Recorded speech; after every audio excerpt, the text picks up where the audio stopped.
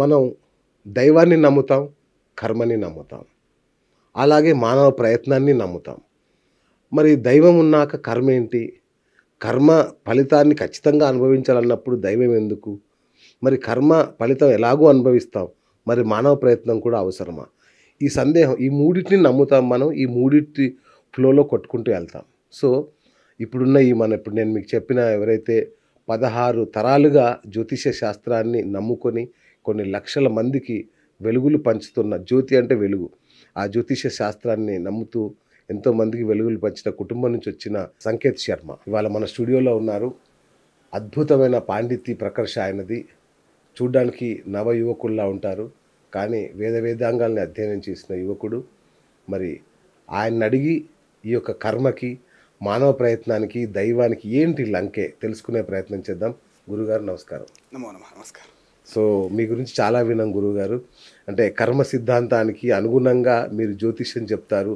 అట్లాగే లేనిది ఉన్నట్టుగా ఉన్నది కాకుండా ఏది ఉంటే అదే చెప్పడం అనేది కూడా మీరు చెప్తారని నాకు చాలామంది చెప్పడం వల్ల మిమ్మల్ని వాళ్ళ స్టూడియోకి ఆహ్వానించడం వచ్చినందుకు చాలా సంతోషం గురుగారు.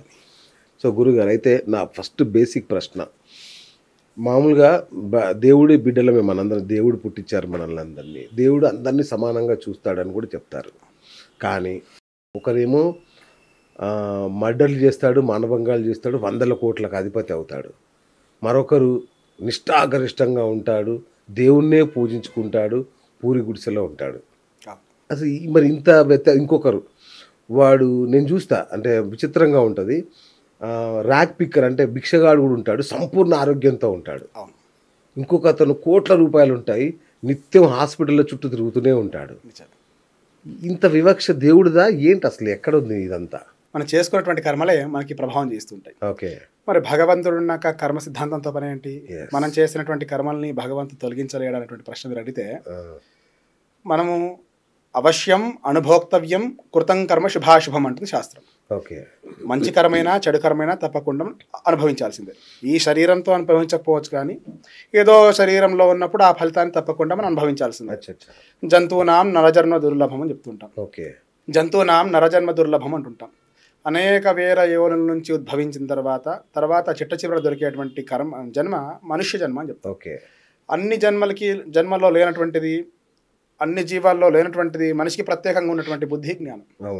దీని ద్వారా విచక్షణ ఉంది. కాబట్టి దీని ద్వారా ఏమంటుంది, దీని ద్వారా మనం సత్కర్మలు చేసి సన్మార్గంలో నుంచి మంచి అంటే ఈ జన్మరాహిత్యం పొందడానికి అవకాశం ఉన్నటువంటి జన్మ ఈ మానవ జన్మ.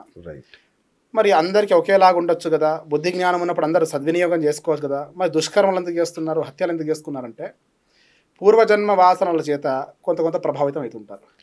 మీరు చెప్పిన దానికి మంచి ఉదాహరణ చెప్పాలంటే, బాగా డబ్బు ఉన్నటువంటి వాడు, బాగా డబ్బు లేనటువంటి వాడు ఇద్దరు ఉన్నప్పటికీ, డబ్బు లేనటువంటి వాడు ఆనందంగా సుఖంగా అనారోగ్యం లేకుండా జీవించగలుగుతున్నాడు. డబ్బు ఉన్నటువంటి వాడు పదే వ్యాధిగ్రస్తుడై ఇక్కడ విదేశాల్లో వెళ్ళి కూడా, మన దేశంలో కాకుండా విదేశాల్లో వెళ్ళి కూడా వైద్యం చేసుకొని అప్పటికి కూడా నిలకడలేనటువంటి జీవితం అనుభవిస్తున్నారు. దీనికి ఏమవుతుందంటే, మనం తీసుకున్నటువంటి ఆహారం ఏది ఉంటుందో ఆ ధర్మబద్ధమైనటువంటి ద్రవ్యంతో సంపాదించినట్లయితే శరీరం నిలబడుతుంది, ఆరోగ్యంగా ఉంటుంది. అన్యాయార్జిత విత్తం ఉంటాం.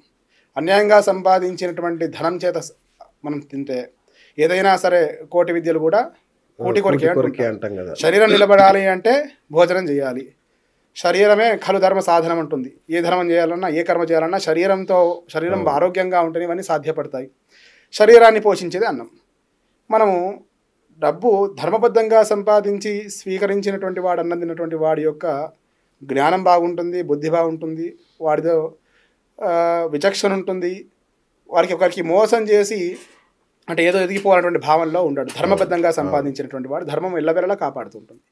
అదే అన్యాయంగా సంపాదించినటువంటి వాడు వెంటనే ఒక విశేషమైనటువంటి హైప్ వస్తుంది వాడికి. అసలు ఊహించిన విధంగా డబ్బుతో ఎదుగుతుంటాడు, చూస్తున్నా కింద పడుతుంటాడు, దాంట్లో డౌట్ లేదు. సో ఇక్కడ చూసినట్లయితే అన్యాయంగా సంపాదించినటువంటి ధనం ఏదైతే ఉంటుందో మనం అనుకుంటాం ఏ విధంగా వస్తుంది అంటే, అనేక పాపకర్మల చేత పీడింపబడి చాలామందికి పీడించి చాలామంది బాధ పెట్టి సంపాదించినటువంటి డబ్బు. సరే, ఒక బలహీనుడికి బలవంతుడు బాగా ఇబ్బంది పెట్టి వాడి ద్వారా డబ్బులు సంపాదించింది అనుకుందాం. వాడికి శక్తి సరిపోక, వాడి సామర్థ్యం సరిపోక, వాడు ఆ సమయానికి వాడికి ఎదురించలేకపోవచ్చు. కానీ కర్మ వదిలిపెట్టదు కాదు. వాడు చేసినటువంటి మంచి కర్మైనా చెడు కర్మ వెంటాడుతుంది కనుక దాని ద్వారా స్వీకరించినటువంటి వాడన్నీ కూడా దాని ద్వారా ఇబ్బందులు పడతాయి. తాత్కాలిక ఫలితాన్ని ఇవ్వచ్చు కానీ ఓవరాల్గా మంచి దుష్ఫలితాలు ఇస్తాయి.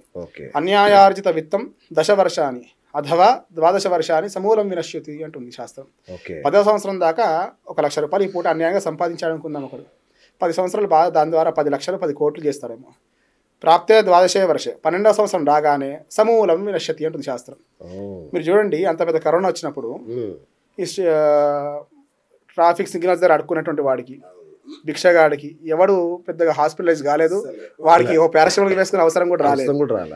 కొన్ని సందర్భాల్లో అయితే పక్కన ఉన్నటువంటి వాడి నుంచి ఎక్కడ సంక్రమిస్తుందో అని చెప్పి దూరంగా ఉన్నటువంటి వాళ్ళు పాపం పొద్దున్నేస్తే రోడ్లపైనే ఉన్నారు, వ్యాధిగ్రస్తులు ఉన్నారు. హాస్పిటల్ ఎదురుగా అడుక్కున్న వారు ఉన్నారు. వాడు బాగున్నాడు, వాడు పెట్టినటువంటి భోజనం పెడితే బాగున్నాడు. అదే వాడు ఎంత ఇళ్లల్లో ఉన్నా, అద్దాల మేడల్లో ఉన్నా, ఎక్కడో 46వ అంతస్తు మీద ఉన్నా, వాడు వ్యాధిగ్రస్తుడై హాస్పిటల్ చేరాడు. కొన్ని లక్షలు ఖర్చు పెట్టి మళ్ళీ అనారోగ్యంతోనే బయటకు వచ్చాడు. ఇప్పటికీ కరోనా అప్పటి నుంచి నా ఆరోగ్యం సహకరిస్తలేదు అని చెప్పి వాళ్ళకి 100 మంది తెలుసు. సో ఏంటి అంటే వీడు సంపాదించినటువంటి ద్రవ్యం ఫలితం చూపిస్తుంది. అన్యాయంగా సంపాదించాడు, ఆ పాపమంతా వీడు ఉసురు అంటాడు కదా, ఆ పాపమంతా వీడు అనుభవించాలి కదా, ఆ అనుభవిస్తున్నాడు. ఏ విధంగా అనుభవించాలంటే పూర్వజన్మ కృతం పాపం వ్యాధి రూపేణ పీడ్యతే అంటుంది శాస్త్రం. పూర్వజన్మలో చేసినటువంటి పాపాలు వ్యాధి రూపంలో పీడిస్తాయట. అంతేకాకుండా ఈ జన్మలో చేసినటువంటి పాపాలు కూడా, నేను చేసినటువంటి కొన్ని పాపాలు వెంటనే ఫలితాన్ని ఇచ్చేటువంటి ఉంటాయి, కొన్ని మాసాలకు వస్తాయి, కొన్ని సంవత్సరాలకు వస్తాయి, కొన్ని తర్వాత జన్మల్లో ఫలితం చూపించే విధంగా ఉంటాయి. చేసేటువంటి కర్మ తీవ్రతను బట్టి ఆ ఫలితం వెంటనే రావాలా, తర్వాత జన్మకి క్యారీ ఫార్వర్డ్ కావాలనేది శాస్త్రం ప్రకారం నిర్ణయింపబడింది. అలా అన్యాయంగా సంపాదించడం వలనే ఈ అనారోగ్యం కావచ్చు ఇవన్నీ వస్తున్నాయి. కొందరికి దుష్కర్మలు చేస్తున్నారు, కొందరు సాత్విక భావంతో ఉండట్లేదంటే పూర్వజన్మ వాసనలు ఇంకా వెంటాడుతున్నాయి, పూర్వజన్మలో చేసినటువంటి దుష్కర్మ ఫలితాలు ఇంకా అనుభవిస్తున్నారని. నాకు ఇంకో ఎవరిని చాలా మందిని అడగాలనుకున్నాను, మిమ్మల్ని అడుగుతున్నాను. ఎందుకంటే మీకు పెద్ద జ్యోతిష్య కుటుంబం కాబట్టి మీకు తెలిసే ఉంటుందని అడుగుతున్నాను. జ్యోతిష్యం గురించి పెద్ద పెద్ద గ్రంథాలు అంటే భగవద్గీతలో కానీ ఎక్కడ ప్రస్తావన లేదు యాక్చువల్గా. మరి జ్యోతిష్యానికి ఈ కర్మయోగం అన్నారు కదా, కర్మయోగం అయితే విన్నాం మనం, కర్మ గురించి భగవద్గీత మొత్తం చెప్పింది, జ్యోతిష్యం గురించి కూడా చెప్పలేదు ఎక్కడ. మరి కర్మకు జ్యోతిష్యానికి ఏమైనా సంబంధం ఉందా? తప్పకుండా, మంచి ప్రశ్న అండి, చాలా అందరికి తెలవాల్సినటువంటి ప్రశ్న అడిగాను. భగవద్గీత ఎప్పుడు ఉపదేశం చేశారు అంటే యుద్ధరంగంలో కృష్ణుడు అర్జునుల వారికి ఉపదేశం చేశారు. ఆ సమయంలో ఏదైతే బోధ చేయాలో అంతవరకు బోధ చేయాలి. దాంట్లో కర్మయోగం గురించి మీరు ప్రస్తావన చేసినట్టు కర్మయోగం గురించి చెప్పారు. చేసినటువంటి కర్మలు చేసినటువంటి కర్మలు ఫలితాన్ని ఇస్తాయని చెప్పేసి, అది మంచి కర్మైనా చెడు కర్మైనా తిరిగి వస్తుందని చెప్పేసి భగవద్గీతలో కృష్ణుడు వారు చెప్పారు, మనం విశ్వసిస్తుంటాం. అట్లాగే కర్మను చేయి, దాని ఫలితాన్ని నేను ఇస్తాను మీకు అని చెప్పారు. కర్మ చేయడానికి మీకు అధికారం కానీ వాటి ఫలితం మీద అపేక్ష వద్దు, అధికారం మీకు లేదు అని చెప్పారు పరమాత్మ. ఎందుచేత అంటే చేసినటువంటి కొన్ని కర్మల వల్ల పూర్వజన్మలో చేసినటువంటి దుష్కర్మలు తొలగిపోతే ఈ ఫలితం ఇంకా విశేషంగా వస్తుంది. సో మనం చేసినటువంటి మనం భగవంతుని మీద చిన్న పుష్పమో పత్రమో భక్తిపూర్వకంగా సమర్పణ చేస్తే అతిరుద్ర మహాయాగం చేసినటువంటి పుణ్యం కన్నా ఎక్కువ పుణ్యం వస్తుంది. అదేమిటి, మంచి పుణ్యం వస్తే మనం స్వీకరించకుండా ఉండలేం కదా, ఇంత సౌభాగ్యం కలిగితే వద్దనుకోలేం కదా. కాబట్టి కర్మ ఫలితాన్ని ఇచ్చేటువంటి అధికారం భగవంతుంది. మరి జ్యోతిషాస్త్రం ప్రస్తావనకు వచ్చినట్లయితే ఆ సందర్భంలో ఆ యుద్ధరంగంలో ఏదైతే బోధ చేయాలో అంతవరకు బోధ చేశారు. జ్యోతిష్యము అనగా వేద పురుషునికి ఒక అంగం లాంటిది, షడాంగాల్లో ఒకటి అంగం. అదేమిటి అంటే జ్యోతి మీరు మొదల్లో చెప్పినట్టుగా జ్యోతిషం అంటే వేద పురుషునికి నేత్రస్థానం లాంటిది. కన్ను ద్వారా చూడగలము అంటే ఎక్కడో దూరంగా ఒక జ్యోతిని వెలిగిస్తే దాని చుట్టుపక్కల ఏముందో చెప్పగలుగుతాం మనం, అంటే ఆ వెలుతురిస్తుంది కనుక.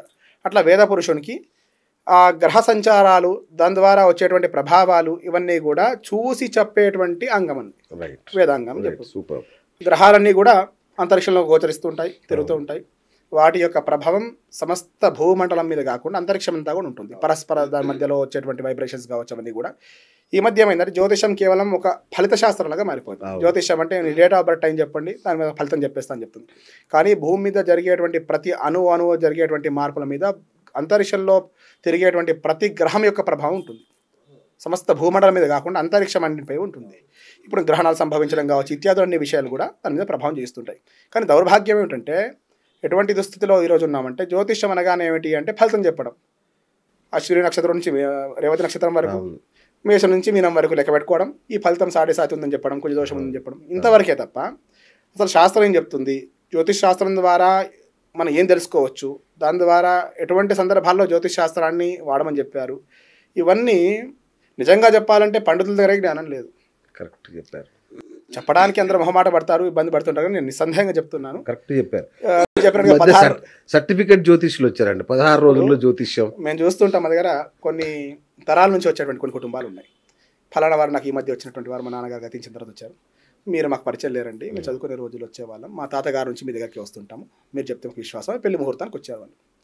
ఎందుకు ఆ విశ్వాసము అంటే ముహూర్తము ఫలానా వారితో చెప్పించుకుంటే బాగుంటుంది అని చెప్పి సంప్రదాయం ఉండేది. ఈ మధ్య ఏమైందంటే వారు ఎప్పుడు సర్టిఫికేట్ చూసి మా దగ్గర రాలేదు. అంతే కదా సార్, ఈ మధ్య యూనివర్సిటీలో కోర్సు ప్రవేశపెట్టారు కాబట్టి మేము గురువు గారి దగ్గర శిష్యరికం చేసి చదువుకొని కొన్ని సంవత్సరాల తర్వాత మరి పరీక్ష వేసి ఉత్తీర్ణత సాధించాం. దానివల్ల మాకు పంతులు గారు మీరు ఎంఏ చేశారా జ్యోతిషంలో, పిహెచ్డీ చేశారు అడిగి వచ్చిన వాళ్ళు ఎవరు లేరు. విశ్వాసం చేత వస్తున్నారు, మరి మంచి ఫలితాలు వస్తున్నాయి, దాని ద్వారా ఇంకొకరు వస్తున్నారు. దానికి వైద్యం చేసేటువంటి వాడికి అనుభవం ప్రధానం. మనం అంటున్నాం కొత్త వైద్యుడి కన్నా పాత రోగి నయం అని చెప్తాం. వాడికి అనుభవం ఉంటుంది, ఈ గోలు వేసుకుంటే ఇది వేసుకుంటే ఇది నయం అవుతుందని చెప్తుంది. అట్లాగా దీనికి సర్టిఫికేషన్తో పెద్ద నాకున్నటువంటి అనుభవంలో కావచ్చు సర్టిఫికేషన్తో పని లేదు, జ్ఞానం ప్రధానం. సో ఇదంతా కూడా బ్రహ్మ విద్యలు అంటాం. ఏదో పుస్తకం పట్టుకొని ఏదో ఆన్లైన్లో చదువుకుంటూ వచ్చే విద్యలు కావు ఇవి. గురుముఖత శిష్యరికం చేసి గురు శుశ్రూష చేసి పొందవలసినటువంటి జ్ఞానం ఇది. కనుక ఈ జ్యోతిష్ శాస్త్రం ఏం చెప్తుందంటే గ్రహాల యొక్క కదలికలు, దాని యొక్క ప్రభావాలు చెప్తుంది. వర్షాకాలం ఏర్పడుతుంది, ఎండాకాలం ఏర్పడుతుంది. ఎట్లా ఏర్పడుతుంది? జ్యోతిషంతో సంబంధం లేకుండా గ్రహాల యొక్క కదలికలు కదా. 12 మాసాలు ఏర్పడుతున్నాయి, ఋతువులు ఏర్పడుతున్నాయి, సంవత్సరాలు ఏర్పడుతున్నాయి, ఇవన్నీ కూడా జ్యోతిషమే కదా. దౌర్భాగ్యం ఏంటంటే మనం అనుకున్నట్టుగా జ్యోతిషం అంటే కేవలం వ్యక్తిగత జాతకం యొక్క ప్రభావం చెప్పడం. కాబట్టి జ్యోతిషం మళ్ళీ దేని మీద ఆధారపడి ఉంటుంది అంటే కర్మ మీద ఆధారపడి ఉంటుంది. చేసేటువంటి కర్మని ఫలితాన్ని ఈ కాలచక్రంలో కర్మ జ్యోతిషం రెండు కలిసి ఉంటాయి. సో గ్రహాల యొక్క కదలికలు అక్కడికే వచ్చారు పాయింట్. కర్మ ఫలితాన్ని అనుభవించక తప్పదు అని చెప్తాను. కానీ జ్యోతిష్యుడి దగ్గరికి వెళ్తే ఏం చేస్తాడు? డోంట్ వరీ, నీ కర్మని నేను తప్పిస్తా అంటాడు. మరి అందుకే అడుగుతున్నా, జ్యోతిష అధికారి వరకు లేదు, ఈశ్వరుడు మనకు అవకాశం లేదు. కర్మని యొక్క తీవ్రతను తగ్గించుకోగలుగుతాం. ఉదాహరణ అంటాం చూడండి, గొడ్డలతో పోయేదాకా గోరుతో పోయి బాగా దుష్కర్మలు చేసి ఉన్నాడు, వాటి యొక్క ప్రాయశ్చిత్తం చేసుకోగలిగాడు. పుట్టినప్పుడు సమయానికి జాతకం ఏర్పడుతుందండి. ఒక వ్యక్తికి 16 సంవత్సరాలకి గండం ఉంది, వాడు 19వ ఏడా నా దగ్గరికి వచ్చినాడు, బాగున్నాడు. ఏమిటి వాడు బ్రతికే ఉన్నాడు. మహా పండితులు కూడా 16 సంవత్సరాలు గండం వస్తుందని చెప్పారు. పూర్వకాలంలో మీ నాన్నగారు వస్తే ఇబ్బంది ఏం లేదని చెప్పారని చెప్పి మాకు ఈ మధ్య వచ్చిన వాళ్ళు ఏం చేశారు? ప్రతినిత్యం ఈశ్వరార్చన చేశారు. వారు చెప్పింది ఒకటే, 1000 లక్షలు ఖర్చు పెట్టాల్సిన అవసరం లేదు, నిత్యం శివార్చన చేయమని చెప్పారు. శివార్చన చేసిన తర్వాత వచ్చినటువంటి విభూతి భస్మం మొదట రాసుకోమని చెప్పారు. ఆ రామలింగేశ్వర అనుగ్రహం వల్ల వాడు ఆరోగ్యంగా ఉన్నాడు, చక్కగా కాలేజ్కి వెళ్తున్నాడు. ఏమిటి అంటే పూర్వజన్మ కర్మల ఆధారంగా ఆ సమయంలో వీడికి గండం ఉన్నటువంటి సందర్భం ఉంది, నిజమే అది. దాంట్లో జ్యోతిషం చదువుకున్న ప్రతి వాడు కూడా చెప్పగలుగుతాడు. కానీ వాడు ఈ రోజుకి బ్రతికే ఉన్నాడు, ఆరోగ్యంగా ఉన్నాడు, ఎటువంటి వ్యసనాలు లేవు, మంచి స్నేహితులతో ఉన్నాడు, చదువుకుంటున్నాడు. మరి దాని గల కారణం ఏంటంటే పుట్టిన తర్వాత ఈ 16 సంవత్సరాలు చేసినటువంటి కర్మఫలాలు ఉంటాయి కదా, ఆ దుష్కర్మల్ని తొలగించి సత్కర్మల్ని చేయడం వల్ల ఈశ్వరార్చన చేయడం కావచ్చు, ఏదో పూట వారు భోజనం పెట్టడం కావచ్చు, ఇలా చేసేటువంటి మంచి కర్మల వల్ల ఏమవుతుంది? దుష్కర్మలు తొలగిపోతాయి. దాన్ని బ్యాలెన్స్ చేసుకోవచ్చు మనం దాంట్లో. మరి పూర్తిగా మృత్యువుని ఆపగలుగుతారంటే ఎవరి తరం కాదు అది. మనం చెప్పాము అపమృత్యువుని ఆపగలుగుతాము, మృత్యువుని ఖచ్చితంగా ఎవరైనా జన్మించినటువంటి వాడు శరీరాన్ని వదిలిపెట్టవలసిందే. కనుక తప్పలేదు. కారణ జన్మలు ఒక సరైనటువంటి ధర్మ సంస్థాపన కోసం ఒక కారణంతో పుట్టారు. ఆ పని పూర్తవగానే శరీరాన్ని వదిలిపెట్టేసి అలా 10 అవతారాలు ఎత్తవలసి వచ్చింది. భగవంతుడే 10 అవతారాలు ఎత్తవలసి వచ్చింది దుష్ట శిక్షణార్థం. కాబట్టి చేసేటువంటి దుష్కర్మల్ని మనం సత్కర్మల ద్వారా నయం చేయొచ్చు. దానికి అనేక విధాలు ఉన్నాయి. జపాలు, తపాలు, హోమాలు, యాగాలు, దానాలు, తీర్థయాత్ర సందర్శనలు ఏం లేకున్నా చేసేటువంటి కర్మలు సక్రమంగా చేస్తే. కొందరు భగవంతుని విశ్వసించకుండా ఉన్నారు ఈ రోజుల్లో. ఎందుకు విశ్వసించడం లేదంటే మీరు చెప్పినటువంటి విషయాలు అవన్నీ కూడా దానికి కారణం అవుతున్నాయి. అదేమిటి, మీకు ఈ దోషం ఉందంటే ఇది చేస్తే సరిపోతుంది. లాజికల్గా అది అర్థం కాదు. ఇప్పుడు నేటి సమాజానికి, ఈ యువతరానికి దానికి సంబంధం ఏంటి? ఏదో కుజ దోషం ఉంది, ఇక్కడ ఉన్నటువంటి ఆవుకెళ్ళి తీసుకెళ్ళి కందులు పెడితే దోషం పోతుందా అని చెప్పి డౌట్ వస్తుంది. సో సైంటిఫిక్గా కందులు ఎట్లా పండుతాయి, ఏ గ్రహం యొక్క ప్రభావం ఉంటే కంది పండుతుంది, అది చెప్పగలగాలి కదా. కుజగ్రహానికి కందులు సంబంధం ఏంటి? అది గోవుకే ఎందుకు పెట్టమని చెప్పారు? ఈ లాజికల్గా ఇప్పుడు నేటి తరం అంతా కూడా బాగా లాజికల్గా ఉంది. సో దీన్ని ఎస్టాబ్లిష్ చేయగలిగినప్పుడు, వారికి సమంగా నిజమే అనుకున్నప్పుడు తప్పకుండా విశ్వసిస్తారు. దాంట్లో భక్తి అనేది విశ్వాసంతో ఏదో అవుతుంది. ఏదో మీరు చేయమన్నారు నేను చేస్తే అవుతుంది అంటే విశ్వాసం లేనటువంటి భక్తి అంటారు. విశ్వాసం లేనటువంటి పూజకి పత్రి చేయడట, ఒక పత్రి కూడా వేదనేనట. విశ్వాసమే లేడు. సరే గుడి బయట ఎవరు అమ్ముతున్నారు, తీసుకెళ్ళి అమ్మ నాన్న తీసుకెళ్ళి లేదా పక్కన స్నేహితులు పెట్టమంటే తీసుకెళ్ళి పత్రి వేసి దండం పెడితే లాభం ఏమిటి? అసలు ఎందుకు పెడుతున్నాము? శివునికి పత్రిక గల సంబంధం ఏమిటి? పెట్టడం వల్ల వచ్చే ప్రయోజనం ఏమిటి? స్వామికి ప్రీతికరమైన పెడుతున్నామా? ఎందుకొరకు పెడుతున్నాము? మనసంతా కూడా లయం చేయమని చెప్పారు. భగవద్గీతలో కృష్ణుడు కూడా పత్రం పుష్పం ఫలంతోయం ఏదైనా ఇవ్వమని చెప్పారు. ఏమి లేకపోతే భక్తితో నమస్కారం చేయమన్నాడు. అది కాకపోతే సత్కర్మలు చేయమని చెప్పారు. అంతే తప్ప ఈ యాగాలు చేసుకో, ఈ ప్రాయశ్చిత్తాలు చేసుకో, ఈ దానం చేయి, దీనివల్ల నువ్వు బాగుపడతావు అని చెప్పలేదు. ఏం చేశారు గురుగారు? ఈ పెళ్లిళ్ళలో కూడా అయ్యగారు మంత్రాలు చదువుతూ పోతాడు, దాని అర్థం ఏంటో వీళ్ళకి తెలియదు. ఊరికే ఆయన చదువుతాడు, దక్షిణ తీసుకుని వెళ్ళిపోతాడు. వీళ్ళ పని వీళ్ళు కెమెరామెన్లే పెళ్లి చేస్తూ ఉంటారు. అందుకేనా విడాకులు ఈ మధ్య ఎక్కువ పెరుగుతున్నాయి? అంటే అదొకటే కారణం కాదు, అది కూడా ఒక కారణం. నాకు అదే అనిపిస్తుంది. ఇప్పుడు మీరు ఏదైతే మంత్రం చదువుతున్నారో, నాతి చరామి అంటే ఏంటి, అసలు అగ్ని చుట్టూ ఎందుకు తిరగాలి, అసలు ఆ మంత్రాల అర్థం ఏంటో చెప్తే కదా వాళ్ళకి ఎక్కుతుంది. మన సంప్రదాయంలో 4 ఆశ్రమ ధర్మాలు ఉంటాయి. బ్రహ్మచర్యం, ఆ తర్వాత గృహస్థాశ్రమం, వానప్రస్థం, సన్యాసం. ఈ అన్నిట్లో కన్నా గొప్పది ఏంటి అంటే గృహస్థాశ్రమం అని చెప్పారు శాస్త్రంలో. బ్రహ్మచర్యంలో ఏం చేస్తాము, విద్యాబుద్ధులు నేర్చుకుంటాం. రేపటికంటూ ఏం దాచుకోకుండా జీవనం కొనసాగించాలంట. రేపటికి ఏమైనా దాచిపెట్టుకున్నాం అనుకోండి, ఏమవుతుంది అంటే, ఇప్పుడు ఉదాహరణకి నా దగ్గర 10,000 ఉన్నాయి, నాకు నెలసరి ఖర్చుకి 5,000 సరిపోతాయి. నాకు 10,000 ఉంటాయి, ఏం చేస్తాను నేను, ఈరోజు రేపటి నాకు డబ్బు కావాల్సిన సంపాదన ఉంది కదని చెప్పేసి ఈరోజు నేను కర్మలేం చేయను, అంటే చేయాల్సిన పనులు సరిగ్గా చేయరు. అదే బ్రహ్మచారికి అది ఉండకూడదు అని చెప్తుంది శాస్త్రం. ఈరోజు భిక్షాటం చేస్తే తీసుకెళ్ళి గురుగారికి ఇచ్చేసి రేపటికంటే ఏం లేకుండా మళ్ళీ ఫ్రెష్గా స్టార్ట్ చేయాలి. రేపటికి ఉందంటే అలసట వస్తుంది, నిద్ర లేవాడు, చేయాల్సిన పనులు చేయడు. సో యాక్టివ్గా ఉండాల్సిన ఫేస్ బ్రహ్మచర్యం. ఆ తర్వాత గృహస్థాశ్రమంలో ఏం చెప్పారు అంటే, ఒకరికి భోజనం పెట్టు, విద్య నేర్పించు. ఈ బ్రహ్మచర్యాల్లో ఉన్నటువంటి వారికి, వానప్రస్థంలో ఉన్నటువంటి వారికి, సన్యాసం వారికి చూడాల్సినటువంటి గొప్ప ఆశ్రమ ధర్మం ఎవరిదంటే గృహస్థాశ్రమ ధర్మం వారికి ఉంది, గృహస్థులకు ఉంది. కాబట్టి అంత గొప్పది ఏం చెప్పారు, అటు 7 తరాలు ఇటు 7 తరాలు చెప్పారు. సో ఇప్పుడు ఆ 7 తరాలు చూసే సందర్భం లేదు. ఆ వంశంలో జన్మించినటువంటి వారికి కనీసం 3 తరాల పేర్లు తెలియదు, అమ్మ నాన్న ఎవరు కూడా సరిగ్గా తెలియనటువంటి సందర్భాలు ఉన్నాయి. ఇప్పుడు ఈ న్యూక్లియర్ ఫ్యామిలీ వ్యవస్థ రావడం కావచ్చు, ఈ మధ్య చూస్తున్నాం లివింగ్ టుగెదర్ అని చెప్పేసి వేరే వేరే సంబంధం లేకుండా. అసలు ఎందుకు చూడమన్నారు అటు 7 తరాలు ఇటు 7 తరాలు అంటే, ఆ వంశంలో జన్మించినటువంటి వాళ్ళు ఎటువంటి వాళ్ళు, ధనం ఉన్నటువంటి వాడి ఇంటికి ఇవ్వమని చెప్పాలి శాస్త్రం, గౌరవం చూడమని చెప్పారు, ఆ కీర్తి మర్యాదలు చూడమని చెప్పారు. కొన్ని సందర్భాల్లో బావమారిది లేకపోతే వివాహమే చేసుకోమని చెప్పారు. మరి కాకూడదా అంటే ఎందుకు చేత అంటే యోగక్షేమాలు చేస్తాడు ఎవరిది, అక్క బావలది. ఇటువంటి సందర్భాలు ఈ ఆచారాలన్నీ కూడా ఊరికే పుట్టినటువంటి కావు. అట్లాంటి సందర్భంలో ఈ లివింగ్ టుగెదర్ అని చెప్పేసి ఎవరికి పుడతారో అర్థం కాదు. సరే పుట్టిన వాడి బాధ్యత ఎవరు తీసుకుంటాడో తర్వాత అర్థం కాదు. తర్వాత వాడిపై మోహం కలిగితే ఈవిడితో పాటు వాడి కొడుకు కూడా పోతాడు. సో సంబంధం లేదు. తర్వాత వీడు పోతే వాడి కర్మలు వీడు ఎందుకు చేస్తాడు, వీడు చేయడు. వాడు పోయినప్పుడు సరే నిజంగానే తండ్రి చనిపోయినప్పుడు వాడు తెలియదు. సో ఇవన్నీ కూడా పాపానికి గల కారణం అవుతున్నాయి. మీరు అడిగినట్టుగా వివాహాలు ఆగిపోవడం గల కారణము అనేకంగా ఉన్నాయి. కాబట్టి ఇవన్నీ గమనించి వివాహాన్ని నిర్ణయం చేయమని చెప్పారు. సరే ఆ నిర్ణయం దాకా వస్తే ఫస్ట్ గుణగణాలు చూడమని చెప్పారు, జాతకాలు కలిసేలేవో చూడమని చెప్పారు. పద్ధతిగా గణపతి పూజతో మొదలుకొని కులదేవత ఆరాధన చేస్తాం, పోచమ్మ దగ్గర పోవడం కావచ్చు.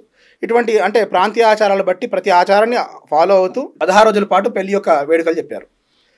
ఇట్లాగా ధర్మబద్ధంగా శాస్త్రీయంగా ఆచరించాల్సింది వివాహం అనేటువంటి అద్భుత ఘట్టం ఇది. దాంట్లో ఏమవుతుంది, ముహూర్త నిర్ణయం చేస్తారండి.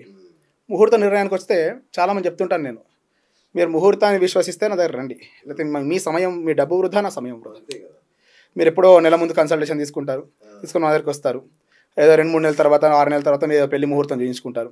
తర్వాత మాకు లీవ్ లేవండి, మా బంధువులు రావట్లేదండి, మా అన్న కొడుకు రావట్లేదండి, ఎవరో రావట్లేదని చెప్పి దాన్ని చేస్తారు.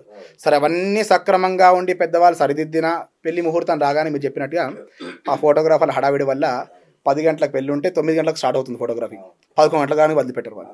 సరే తప్పు వాడిదని కూడా చెప్పలేము, వాడు విత్తం తీసుకున్నాడు కాబట్టి దాని ప్రతిఫలం వాళ్ళకి ఇవ్వాలి, లేకపోతే వాడు ఊరుకోడు. కాబట్టి అంటే ఫస్ట్ వీరికి మనం చేసుకున్నటువంటి ఏంటి, దీనిపై మనం చేసేటువంటి ముహూర్తం ఎందుకు నిర్ణయం చేశాం, ఫస్ట్ ముహూర్తం నిర్ణయం లేకుండా కూడా పెళ్లి చేసుకోవచ్చు. మీకు ఆదివారం ఖాళీగా ఉన్నారు, ఆదివారం గెస్టులు బాగా వస్తారు, ఆదివారం మధ్యాహ్నం అయితే బాగుంటుంది, సాయంత్రం అయితే ఇంకా ఉత్సాహంగా ఉంటుంది అనేటువంటి భావన ఉంటే చక్కగా ఫంక్షన్లు బుక్ చేసుకోవడం, ఇక ఫంక్షన్ కూడా తక్కువకి వస్తుంది ముహూర్తం లేకపోతే, చక్కగా వివాహం చేసుకోవచ్చు. కానీ ముహూర్తం యొక్క లక్షణం తెలుసుకోవాలి. ఎటువంటి సందర్భంలో చేయమన్నారు, మీకు చిన్న ఉదాహరణ చెప్తాను, నేను అంత లాంగ్గా డీప్గా అనాలిసిస్ చేయను. గురుబలం ఉంటే వివాహం చేసుకోమని చెప్పారు శాస్త్రంలో. మన పెద్దవాళ్ళు చెప్తారు గురుబలం ఉందా లేదా అని చెప్తారు. ఉదాహరణకి చెప్దాం, మీరు ఆఫీస్లో మీరు ఎండిగా ఉన్నారు, మీ వాళ్ళంతా కూడా ఉన్నారు. మీరు గురువు అనుకుందాం కాసేపటికి, మిగతా అన్ని గ్రహాలు అనుకుందాం. మీ దృష్టి ఉంది అనుకోండి వారిపై, ఏం చేస్తారు, అందరు సక్రమంగా పనిచేస్తారు.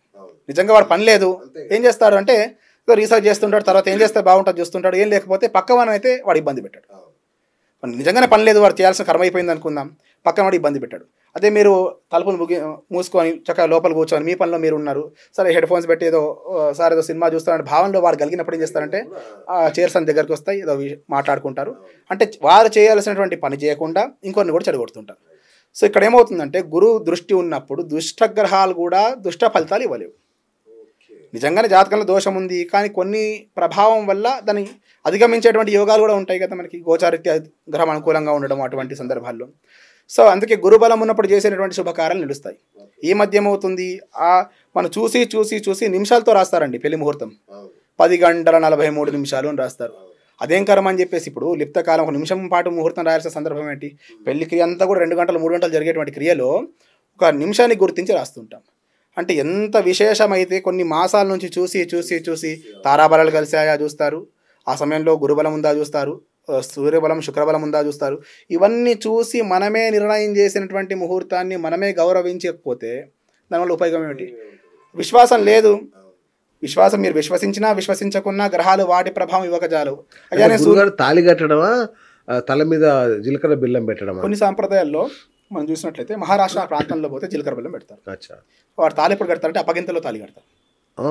మీరు మహారాష్ట్ర ప్రాంతంలో చూసి పూణే ముంబైలో అంతా నడిచేటువంటి ఆచారం. మనం అందరం లేదా మాంగళ్య ధారణ చేస్తుంటాం. కనీసం జీలకర్ర బెల్లం పెట్టడంలో అంతర్యం ఏంటంటే అవి రెండు విడిపోవు గనుక కలిసిమెలిసి ఉండాలనేటువంటి ఆశీర్వదం చేత మంగళాష్టకాలు అంటే శుభం చేకూర్చేటువంటి కొన్ని మంత్ర పారాయణలు చేసుకుంటూ అక్షింతలు వేస్తుంటారు. అది ఆశీర్వాదాలుగా పెద్దవాళ్ళంతా కూడా మనమంతా లేచినప్పుడు వేస్తుంటాం. పంచమాంగళ్యంలో మంగళసూత్ర ధారణ ఒకటి, మట్టిలో ఒకటి, ఇవన్నీ కూడా పెట్టుకోవడం, బొట్టు పెట్టుకోవడం కావచ్చు, ఇవన్నీ కూడా ఒక అమ్మాయి వివాహమైన తర్వాత ఆచరించాల్సినటువంటి ధర్మం. దాంట్లో మంగళసూత్రం ప్రధానమైంది. మంగళసూత్రం ప్రధానమైంది కనుక ఆ మంగళసూత్ర ధారణ చేయమని చెప్పారు సమయానికి. ఈ మధ్య ఏమవుతుందంటే మంగళసూత్ర ధారణ కాకుండా కనీసం జీలకర్ర బెల్లమైన పెట్టండి అయ్యా అని చెప్తున్నారు. ఇప్పుడు అది పోయింది ఇప్పుడు అది పోయింది ఇది పోయింది. కనీసం ఏంటంటే పంతులు గారు 10 గంటల 45 నిమిషాలు పెళ్లి కదా, ఆ టైంకి మండపం సరిపోతుందని వాడు కుడికాలు పెడతారు లోపల. కుడికాలు పెట్టగానే ఇంకోటి ఫోటోగ్రాఫర్ వచ్చి బయటికి తీసుకెళ్తారు.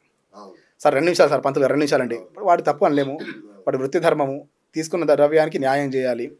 ఆ టైంలో ఇక్కడ మా బ్యూటీషియన్ వస్తారు, కొద్దిసేపు అండి బయటికి వెళ్ళి వచ్చాక మేకప్ చేయాలి. సో ఇవన్నీ చేసుకోవాల్సిన ఆలోచన ఉన్నప్పుడు చేయకూడదన్న ఉద్దేశం కాదు. ఖచ్చితంగా వివాహం అంటే వేడుకగా చేసుకోవాల్సిందే, అందంగా కనిపించాల్సిందే, ఉత్సాహంగా ఉండవలసిందే. కానీ ముహూర్తాన్ని కూడా తగు ప్రాధాన్యత ఇవ్వవలసిందే. ఇది లేనప్పుడు ఇవన్నీ వృధా. జీవితం బాగాలేనప్పుడు ఎంత అందంగా కనిపిస్తే ఏం లాభం? మనసులో వ్యధ ఉన్నప్పుడు ఎంత డబ్బు ఉన్నా, ఎంత ఐశ్వర్యం ఉన్నా, చుట్టూ ఉన్నటువంటి వాళ్ళంతా కూడా మనతో మనం వివాహం చేసుకుంటే 2 కుటుంబాలు కలుస్తాయని చెప్తారు. మరి అదే నశిస్తున్నప్పుడు ఎంత అందంగా ఉంటే ఏం లాభము, ఎంత డబ్బులు ఉంటే ఏం లాభం, ఎన్ని ఫోటోలు తీసుకొని ఫ్రేమ్లు కట్టించుకుంటే ఏం లాభము, ఎన్ని యూట్యూబ్లో వీడియోస్ ట్రైలర్స్ పెట్టుకుంటే ఏం లాభం? కావాల్సింది ఏంటి? ఆ బాండింగ్ కావాలి. ఆ బాండింగ్ ఉన్నప్పుడు ఇవన్నీ, ఇప్పుడు పూర్వకాలంలో ఇవన్నీ లేవండి. ఏదో ఫోటో ఉండేది. ఇప్పుడు మన తాతగారితో నాన్నగారు చూస్తుంటాం, ఏదో ఒక ఫోటో ఉంటుంది, దాన్ని మనం పెట్టుకుంటాం భద్రంగా. ఎందుకు సార్ వాళ్ళకి ముహూర్తాలు లేకుండా కూడా కొన్ని పెళ్ళిళ్ళు అయి ఉంటాయి. అసలు ఇన్ని జ్యోతిష్యాలు ఇవన్నీ చూసారు అప్పట్లో, అయినా కూడా వాళ్ళు ఎంత చల్లగా ఉన్నారు, చక్కగా. వారు చేసేటువంటి ఏంటంటే జ్యోతిష్ శాస్త్రంకి బాగా గుర్తుపెట్టుకోవాల్సిన విషయం ఏంటంటే, మీరు ముందుగా చెప్పినట్టు జ్యోతిష్ శాస్త్రానికి కర్మ సిద్ధాంతానికి పరస్పర సంబంధాలు ఉన్నాయి. వాటి మధ్య భేదం చెప్పలేం మనం. జ్యోతిషానికి కర్మకి వేరు చేసి చెప్పలేం. బాగా గమనించినట్లయితే కొన్ని సందర్భాల్లో వివాహం ముహూర్తం లేకున్నా జరిగిన సందర్భాలు ఉన్నాయి.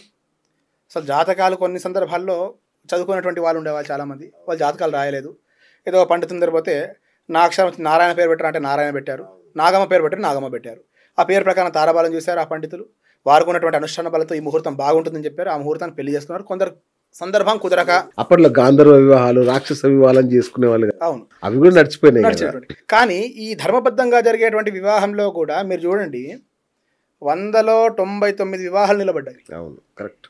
ఎక్కడో దగ్గర విడిపోతే ఊరికొకరు మండలానికి ఒకరు ఉంటే ఆ ఊరంతా చెప్పుకునేది, ఓ ఇది విడిపోయారట అని. అవును. అది ఇప్పుడు ఏంటండి, ఒక కాలనీలో చూస్తే 10 వివాహాలు జరిగితే 6 విడిపోతున్నాయి. ఇంకా విచిత్రం ఏంటంటే ఖచ్చితంగా 2 పెళ్లిళ్ళు అవుతున్న జంటలే ఉన్నాయి ఇప్పుడు. అవును. ఎందుచేత అంటే వారు చేసేటువంటి జాతకాలు చూసినా చూడకుండా వాళ్ళు చేసేటువంటి కర్మలు బాగున్నాయి. ఇప్పుడు మీరు గమనించండి, ఇంటికి ఎవరైనా బంధువు వచ్చారనుకోండి, కూర్చోబెట్టి భోజనం పెట్టేది, అన్నశాంతి. ఇప్పుడు మనం పూజలు చేస్తే, వ్రతాలు చేస్తే, పెళ్ళిళ్ళు చేస్తే భోజనం ఎందుకు పెడతాము? తృప్తిగా ఇచ్చేటువంటి దానంలో అన్నదానం ఒకటి.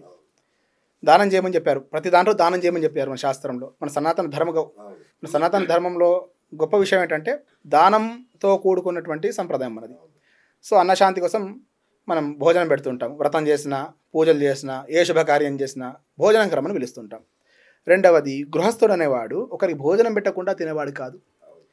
సూర్యోదయ పూర్వమే నిద్ర లేచేవారు, ప్రతి ఇంట్లో పాడి ఉండేది, గోసేవ చేసేవాడు. చేసేటువంటి మంచి కర్మలు ఉన్నప్పుడు స్వల్పమైనటువంటి దుష్కర్మలు తొలగిపోతాయి, దాంట్లో సందేహం లేదు. ఇప్పుడు మీ దగ్గర 10 రూపాయలు ఉన్నాయి, మీకు ఒక రూపాయి అప్పు ఉంది, నష్టమే ఉంది, 9 రూపాయలు ఉన్నాయి, దాంతో ఆనందంగా ఉంటారు. సో దుష్కర్మలు కొంత ఉండే సత్కర్మలు బాగా చేయగలిగితే, సత్కర్మలు చేసేటువంటి శక్తి సామర్థ్యాలు బుద్ధి జ్ఞానం కేవలం మనిషికే ఉంది. మిగతా ఏ జంతువులు ఏ పక్షులు ఏ జీవి కూడా ఏ ప్రాణి చేయలేదు. కాబట్టి బుద్ధి జ్ఞానంతో విచక్షణ చేత మనకు కలిగేటువంటి దుష్కర్మల వల్ల ఎటువంటి ఫలితాలు రాబోతున్నాయి జ్యోతిష్యం ముందుగానే చూసి చెప్తుంది. దాన్ని అధిగమించాలంటే ఏం చేయాలి? ఆ మార్గంలో నడవండి, తప్పకుండా ఆ దుష్ఫలితాల నుంచి అధిగమించవచ్చు. మామూలుగా మీరు చెప్పినట్టు కర్మ ఎవరి ఫలితం వాళ్ళే అనుభవించాలి. కానీ కర్మ ఫలితంలో భార్యకు పిల్లలకు కూడా కొంత వాటా ఉంటుందండి, మళ్ళీ అదొక సిద్ధాంతం ఉంది. దీని కన్ఫ్యూజన్ ఏంటి నాకు అంటే సిద్ధాంతాన్ని సరిగ్గా అర్థం చేసుకునేటువంటి వాళ్ళు ప్రతిపాదించినటువంటి విషయంగా చెప్పుకోవాలి. బాగా గమనించండి, రుణానుబంధ రూపేణ పశుపత్ని సుతాలయ అంటారు.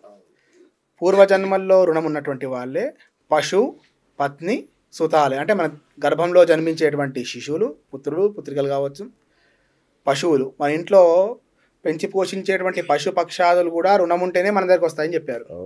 ఇప్పుడు మనము ఇంట్లో ఒక శునకాన్ని పోషిస్తాం, కుక్కను పోషిస్తాం, కొందరు గోల్ని పోషిస్తుంటారు, కొందరు పాటను పోషిస్తుంటారు, కొందరు గుర్రాన్ని పెట్టుకుంటుంటారు.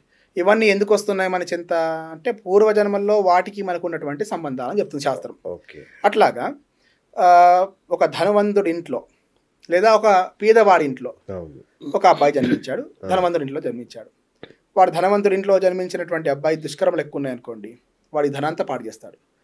ఒక పేదవారింట్లో జన్మించినటువంటి అబ్బాయి యోగం బాగుందనుకోండి, వాడు ధనవంతుడు అవ్వగలుగుతారు. ఇక్కడ గమనించాల్సిన విషయం ఏంటంటే, ధనవంతుడు ఇంట్లో జన్మించినటువంటి వాడి విషయం ఇక్కడ గమనించాల్సిన విషయం ఏంటంటే, మరి తండ్రి చేసినటువంటి డబ్బుని అనుభవిస్తారు పిల్లలు, అంటే పుణ్యము అనుకుందాం దీన్ని. రైట్. మరి వీడు చేసిన పాపాలు ఎవరు అనుభవించాలి? కరెక్ట్. ఎవరు అనుభవించాలి? ఇప్పుడు తాతగారు 100 ఎకరాలు ఇస్తారంటే అనుభవించడానికి సిద్ధంగా ఉన్నాడు మనవాడు. తాతగారు 1 కోటి రూపాయలు అప్పు చేశారంటే నేను అనుభవించను, నేను ఇవ్వను అంటే అర్థరహితంగా ఉంది అది. సో ఏంటంటే చేసినటువంటి మంచిదైనా చెడైనా అనుభవించాల్సిందే. అయ్యా మా నాన్నగారు బాగా డబ్బులు సంపాదించారు, మంచి మేధాశక్తి కలిగినటువంటి వారు, మంచి విద్యా బుద్ధిని ప్రసాదించారు, దానివల్ల నాకు మంచి విద్య వచ్చింది, మంచి బుద్ధి కలిగింది, ధర్మబద్ధంగా సంపాదించగలుగుతున్నా అనేటువంటి వాళ్ళు ఉంటారు. కానీ అన్యాయంగా ఒకవేళ సంపాదించినటువంటి వాళ్ళు ఉన్నారనుకోండి, అది కర్మలు ఎవరు అనుభవించాలి? వాళ్ళు జన్మించినటువంటి పిల్లలు అనుభవించాల్సింది కదా. వీరెందుకు జన్మించారు? పూర్వజన్మలో ఏదో బాండింగ్ ఉంటే కానీ, ఏదో కర్మ ఉంటే కానీ ఆ రుణం తీర్చుకోవడానికి జన్మించారు కదా. సో ఈ లింక్ అనేది పూర్వజన్మలో ఏర్పడినటువంటిది. సో అదే ఫ్రీక్వెన్సీలో ఉన్నారు కాబట్టి మంచైనా చెడైనా మీరు అనుభవించాల్సింది, దాంట్లో డౌటే లేదు. ఓకే. మరి ధర్మాన్ని పాటించడం వల్ల మనం ధర్మం పాటిస్తాము మీరు చెప్పినట్టుగా, దానివల్ల స్నేహితులు బంధువులు దూరం అయిపోయారు అనుకోండి, దాని పరిస్థితి ఏంటి? ధర్మము మనం పాటిస్తున్నాం అనే విషయం మనకు స్పష్టంగా అవగాహన ఉంది. రెండవది, ధర్మం పాటిస్తేనే వాళ్ళు దూరం అవుతారన్న విషయం మనకు తెలుసు. సరే, కలియుగ ఫలం ఇప్పుడు ఎంత మన మానవ ప్రయత్నం అన్నా కలిఫలం కొంత ఉంటుంది. నిజంగా ధర్మబద్ధంగా మీరు వ్యాపారం చేస్తున్నారు అనుకుందాం, మీ పక్కన వాడు అన్యాయంగా వ్యాపారం చేస్తున్నాడు, మీ దగ్గర ధర్మబద్ధంగా ఒక వస్తువు అనుకుందాం, 1 లీటర్ పాలు 80 రూపాయలకు మీరు అమ్ముతున్నారు, పక్కన వాడు 60 రూపాయలకు అమ్ముతున్నాడు, నీళ్ళు పోసి అమ్ముతున్నాడు, వేరే కెమికల్ వేసి అమ్ముతున్నాడు. జనాలు ఆకర్షితులు అవుతారంటే అటువైపు 60 రూపాయలు తక్కువ వస్తున్నాయి కదా అని తాత్కాలిక ప్రయోజనాల కోసం అటువైపు వెళ్తుంటారు. మీరు ఏం చేస్తారు? నేను ధర్మబద్ధంగా చేస్తున్నా, నాకు 78 రూపాయలకు వస్తుంది, 80 రూపాయలకు అమ్ముతున్నాయా, 2 రూపాయలు లాభం మీద అమ్ముతున్నాను, ఇది తాగితే మీరు ఆరోగ్యంగా ఉంటారని చెప్తారు. కానీ వాళ్ళు విశ్వసించారు. ఇక్కడ ఏమవుతుంది? 60 రూపాయలకి వస్తున్నాయి కదా, 20 రూపాయలు మిగులుతున్నాయి కదా, కానీ 20 రూపాయలు ఏమవుతుంది? 2000 రూపాయలు ఒకసారి హాస్పిటల్కి వెళ్తే పోతున్నాయి. అంటే తాత్కాలిక ప్రయోజనాల కోసం చూసేటువంటి లక్షణాలు, స్వభావాలు కలిగి ఉంటారు ఈ కలియుగంలో. కాబట్టి అంటాం కదా, ఆది నిష్ఠూరం కన్నా అంత్యనిష్ఠూరం కన్నా ఆది నిష్ఠూరం మేలు అని చెప్తాం. కాబట్టి ధర్మం మనం ఆచరిస్తున్నాం అనేటువంటి అవగాహన మనకు పరిపూర్ణంగా ఉండి మన ధర్మ మార్గంలో ఉన్నట్లయితే అటువంటి వాళ్ళు వెళ్ళిపోతున్నా అంటే పరమ సంతోషపడాలి మనం. ఎందుచేత అంటే వీడు మనతో ఉంటే మనతో ఏదో అధర్మం చేయిస్తాడు. కాబట్టి మనం వెళ్ళేటువంటి మార్గంలో వాడు ప్రతిబంధకం కాకూడదు. ప్రతిబంధకం కాకూడదు అంటే వాడు వెళ్తే దోషం ఏం లేదు. వాడి కర్మ ఇక్కడికి పూర్తి అయిపోయింది అనుకోవాలి, మనం వదిలిపెట్టాలి. మనం వెళ్ళేటువంటి సన్మార్గంలో వెళ్తూ ఉండాలి. ఏదైనా విజయం వైపు వెళ్తున్నప్పుడు, ధర్మం వైపు వెళ్తున్నప్పుడు నడక ఒంటరిగానే ఉంటుంది. చెడుగా వెళ్తున్నప్పుడు ఏమవుతుందంటే సమూహంగా వెళ్తుంటాం, అంతే కదా. కాబట్టి సింహం సింగిల్ గా వస్తున్నప్పుడు ధర్మాన్ని ఆచరించేటువంటి వాడు సింగిల్ గానే ఉంటారు. కాబట్టి వాడు ధర్మం పాటిస్తున్నా అనేటువంటి సంపూర్ణ విశ్వాసం ఉంటుంది. ఆ శక్తి వాడిని కాపాడుతుంది, అక్కడ దాకా వాడు తీసుకెళ్తుంది. అహం బ్రహ్మస్మి అంటారు. అలాగే మనందరం దేవుడికి దాసోహం అవ్వాలి అంటారు. ఇది రెండిట్లో ఏది కరెక్ట్? అహం బ్రహ్మాస్మి అంటే నేను బ్రహ్మతత్వం కలిగినటువంటి వాడును, నేనే దేవుణ్ణి అంటే బ్రహ్మ జ్ఞానం కలిగినటువంటి వాడును అని అర్థం వస్తుంది. అది ఎప్పుడు బాగా వేదాంతుడై, సరే వేదాంతుడు నువ్వు చెప్పలేము. కొన్ని సందర్భాల్లో అసలు ఏమాత్రం చదువుకోలేనటువంటి వాడి యొక్క కర్మలు కూడా అది బ్రహ్మతత్వాన్ని సూచిస్తుంటాయి. మనం చూస్తుంటాం ఆదిశంకరాచార్యుల వారికి ఒక కాటి కాపరి వస్తారు, అప్పుడు చెప్తారు నాలో బ్రహ్మను చూడలేవా నువ్వు అని చెప్తారు. అప్పుడు ఆదిశంకరాచార్యులు నమస్కారం చేసి నీలో కూడా బ్రహ్మడు ఉన్నాడు, నీలో ఉన్నవాడు నాలో ఉన్నవాడు ఒక్కడే అని చెప్తాడు. కాటి కాపరి వాడు కదా, వాడి దగ్గర బ్రహ్మజ్ఞానం ఎక్కడిది అంటే వాడు చూసి వాడు జీవిత సత్యాలను చూశాడు. ఇప్పుడు జీవిత సత్యాలు ఎక్కడ బయటపడతాయి అంటే శ్మశానంలోనే ఎవరు ఉంటారు ఎవరు పోతారు అనే విషయం అక్కడే బయటపడతాయి. అంతకు మించినటువంటి జ్ఞానం ఇంకోటి అవసరం లేదు జీవించడానికి. కాబట్టి వేదాంతాలు చదువుకొని ధర్మబద్ధంగా జీవనం లేనటువంటి సందర్భంలో వాడు బ్రహ్మ అని చెప్పుకోనికి అవకాశం లేనటువంటి వాడు. పుట్టుకతో ఎవడు బ్రహ్మ కాదు, బ్రాహ్మడు అంటాం కదా, పుట్టుకతో అందరూ శూద్రులు అని చెప్తుంది శాస్త్రం. చేసేటువంటి కర్మలను బట్టి వాడు బ్రాహ్మణుడా, క్షత్రియుడా, వైశ్యుడా, శూద్రుడా అని చెప్తుంది. మీరు వ్యాపారాలు లావాదేవీలు చేశారనుకోండి వైశ్యుడు అని చెప్పారు, బాగా శ్రమ చేశారనుకో శూద్రుడు అని చెప్పారు. అంటే విద్య అభ్యసించి గురువుగా ఉన్నారనుకోండి, అధ్యాపకంగా ఉంటే గురువు బ్రాహ్మడు అని చెప్పారు. ఇట్లాగా చేసేటువంటి కర్మను బట్టి నిర్ణయం చేయమని చెప్పారు. ఆ తర్వాత కుల వ్యవస్థ వచ్చిందంతా కూడా సరే అవుట్ ఆఫ్ టాపిక్ కావచ్చు. సో అట్లా అయిపోతే ఆ అహం బ్రహ్మాస్మి అని చెప్పుకునే వాడికి అది ఆచరించేటువంటి స్వభావం కలిగి ఉండాలి. మీలో దైవత్వాన్ని చూడగలగాలి, ప్రతి అణువులో దైవత్వాన్ని చూడగలగాలి. అటువంటి సందర్భంలో వాడు బ్రహ్మన్ అన్నప్పుడు ఇంకొకరికి వాడు దాసోహం అనాల్సిన అవసరం లేదు. కానీ మానవ మాత్రులం ఒక శ్లోకం చదవగానే, ఒక పద్యం నోటికి రాగానే నాకు మించిన వాడు లేడు అని చెప్తారు. మీరు పార్వతీ కళ్యాణ ఘట్టంలో చూస్తే బ్రహ్మకి 5 ముఖాలు ఉంటాయి. మన సహజంగా బ్రహ్మకి 4 ముఖాలతో చూస్తుంటాం, చతుర్ముఖ బ్రహ్మ అంటాం. కానీ బ్రహ్మకు ఉండేది 5 ముఖాలు. 4 ముఖాలతో అంటే ఒక్కో ముఖంతో ఒక్కో వేదాన్ని చెప్పుకునేటువంటి సామర్థ్యం కలిగినటువంటి వాడు బ్రహ్మ. 5వ ముఖం ఖాళీగానే ఉంది కదా, ఏమవుతుంది? నేనే అనేటువంటి అహంభావాన్ని జయిస్తుందట. అప్పుడు పరమేశ్వరుడు ఏం చేస్తాడంటే తన చేతితో బ్రహ్మ శిరస్సుపై చేయి పెడతాడు, ఒక ముఖంపై, ఊర్ధ్వముఖంపై. అప్పుడు అంటాం బ్రహ్మ కపాలం శివుని చేతి తాకి భూమి మీద పడింది అని. ఆ ఘట్టం అటువంటిది, ఆ ఘట్టం అప్పటిది. కాబట్టి కొద్దిగా రాగానే నేనే గొప్పవాడిని అహంభావం ఎప్పుడైతే ప్రవేశిస్తుందో మనలో, అహం వచ్చినప్పుడు అన్నిటికీ అది నాశనానికి మూల కారణం అహం అవుతుంది. కాబట్టి భగవంతుడికి దాసోహం ఎప్పుడు ఎవరికి అనాలి అంటే ఆ బ్రహ్మతత్వాన్ని, ఈశ్వరతత్వాన్ని మనం లయం చేసుకునేంత వరకు. ఈ కలియుగంలో ఈ జీవితం సరిపోద్దని అనుకున్నంత సులభం కాదు, మనం మాట్లాడుకున్నంత ఈజీ కూడా కాదు. దేవుడు నిరాకారి అంటాం, సర్వంతర్యామి అంటాం. అలాంటి దేవుడికి ఇది ఇష్టమైన నైవేద్యం, ఇది ఇష్టమైన పువ్వు ఎవరు డిసైడ్ చేస్తారు? ఆయన అనుమతి లేని పువ్వులు ఎక్కడివి, ఆయన సృష్టించని నైవేద్యం ఎక్కడది? సృష్టిలో ప్రతి అణువు కూడా భగవత్ సృష్టి. ప్రతి అణువు కూడా ఇప్పుడు అంటే చెప్తాను చూడండి, మంత్రం లేనటువంటి అక్షరం లేదంట శాస్త్రంలో, ఔషధం కానటువంటి మొక్క లేదంట భూమి మీద. కాబట్టి ప్రతిదీ కూడా ఏదో సమయంలో ఉపయోగపడే విధంగా ఉంటుంది. ఇక్కడ భగవత్ లీలలు కొన్ని చూస్తుంటాం, మానవులకు అర్థమయ్యే విధంగా భగవత్ లీలలు అంటాం మనం. కృష్ణుడు ఉన్నాడు, ఏం చేశాడు? వెన్నని దొంగతనం చేశాడు అని వింటున్నాం. ఆయన కర్మ ఏంటంటే దొంగతనం చేయాల్సిన కర్మ ఏంటి అంటే భగవత్ లీలలు ఎందుచేత అంటే భక్తుల్ని సన్మార్గంలో పెట్టేందుకే. చదువుకున్నటువంటి వాడికి ఒక వ్యాసం చదవే అంటే అర్థం చేసుకోగలుగుతాడు, చదువుకోలేనటువంటి వాడికి ఏ విధంగా చెప్పాలో ఆ విధంగా చెప్పాలి. ఇప్పుడు యుద్ధరంగంలో కృష్ణుడు బోధ చేయకపోతే అర్జును ఇంటికి తీసుకెళ్ళి కూర్చోబెట్టి అన్నపానాదులను ఇచ్చి ఇట్లా చేయవయ్యా అంటే అర్జును వినేవాడు కాకపోయేమో, ఆ సందర్భం సరిపోయేది కాదేమో. కానీ ఏం చేశాడు? ధనుర్బాణాలు పెట్టుకొని బాణం వదిలాల్సిన సమయంలో చెప్పాడు కృష్ణుడు. ఆ బాణం వదిలేసి ఆ సమయంలో భగవద్గీత బోధ చేశాడు, 700 శ్లోకాలు చెప్పాడు. అదే సరైన సమయం అంటే అదే సరైన సమయం. ఏ సమయంలో ఏ చెప్తే అది ప్రతిఫలాన్ని ఇస్తుందో. కాబట్టి కొన్ని తరాలు, కొన్ని యుగాలు పోయినా దాన్ని మనం ఇంకా పాటిస్తూనే ఉన్నాం. ఇనుము బాగా కాలినప్పుడే దెబ్బ కొడితే అంతే కదా, చల్లారబడిన తర్వాత ఉపయోగం లేదు, మళ్ళీ యథాస్థితికి వచ్చేస్తుంది. కాబట్టి ఎట్లా మౌల్డ్ చేయాలనో ఆ టైం అనేది, సమయం, సందర్భం అనేది ఖచ్చితంగా చూడవలసిందే. సో అటువంటి సందర్భంలో ఈశ్వరుడు హాలాహలాన్ని మింగాడని చెప్పారు. కాబట్టి బాగా వేడితో ఉంటాడు, చంపే నీళ్ళు పోయేవయ్యా అని చెప్పారు. కృష్ణుడు వెన్న దొంగతనం చేస్తున్నాడు కాబట్టి మన తృప్తికి ఇవన్నీ కూడా భగవంతుడు నిరాకార స్వరూపాన్ని, ఆ తత్వాన్ని మనం లయం చేసుకోవాలంత వరకు. నిరాకార తత్వాన్ని కూర్చొని ధ్యానం చేయమంటే ఈ శరీరం కూర్చోదు, 100 పనులు చేసుకొస్తుంది. కూర్చున్న చోట ఏమవుతుందంటే మనిషి పరిపరి విధాలుగా చింతిస్తూ ఉంటుంది, ఎటో వెళ్తుందో మనం కంట్రోల్లో ఉండదు. మనం ఏం చేస్తాం? సమాజాన్ని కంట్రోల్ చేద్దాం అనుకుంటాం, కానీ మన మనసును కంట్రోల్ చేసుకోనేటువంటి ఆలోచనే మనకు రాదు. మనసుని కంట్రోల్ చేసుకున్నటువంటి వాడికి ప్రత్యేకంగా ఈ నైవేద్యం పెట్టాలి, ఈ పూజ తీసుకెళ్ళి భగవంతునికి పెట్టాల్సిన అవసరం లేదు. మనకు కావాల్సింది అహం బ్రహ్మాస్మి అని చెప్పినట్టుగా మనం ఆ తత్వాన్ని లయం చేసుకున్నట్లయితే, ఇప్పుడు దేహో దేవాలయం ప్రోక్త జీవో దేవ సనాతన త్యజేద్ అజ్ఞాన నిర్మాల్యం సోహం భావేన పూజయేత్ అంటుంది మహన్యాసం. దేహో దేవాలయం ప్రోక్త, దేహమే దేవాలయం. నీలో ఉన్నటువంటి జీవుడు ఎవడు? భగవత్ స్వరూపం. జీవో దేవ సనాతన. మరి భగవంతుడు ఏ విధంగా సాక్షాత్కరింపజేసుకోవాలంటే త్యజేద్ అజ్ఞాన నిర్మాల్యం, నీలో ఉన్నటువంటి అజ్ఞానం అనేటువంటి నిర్మాల్యం తీసి పారేస్తే సోహం భావేన పూజయే, నువ్వు పూజింపబడతావయ్యా, నువ్వే భగవత్ స్వరూపం అని చెప్తుంది శాస్త్రం.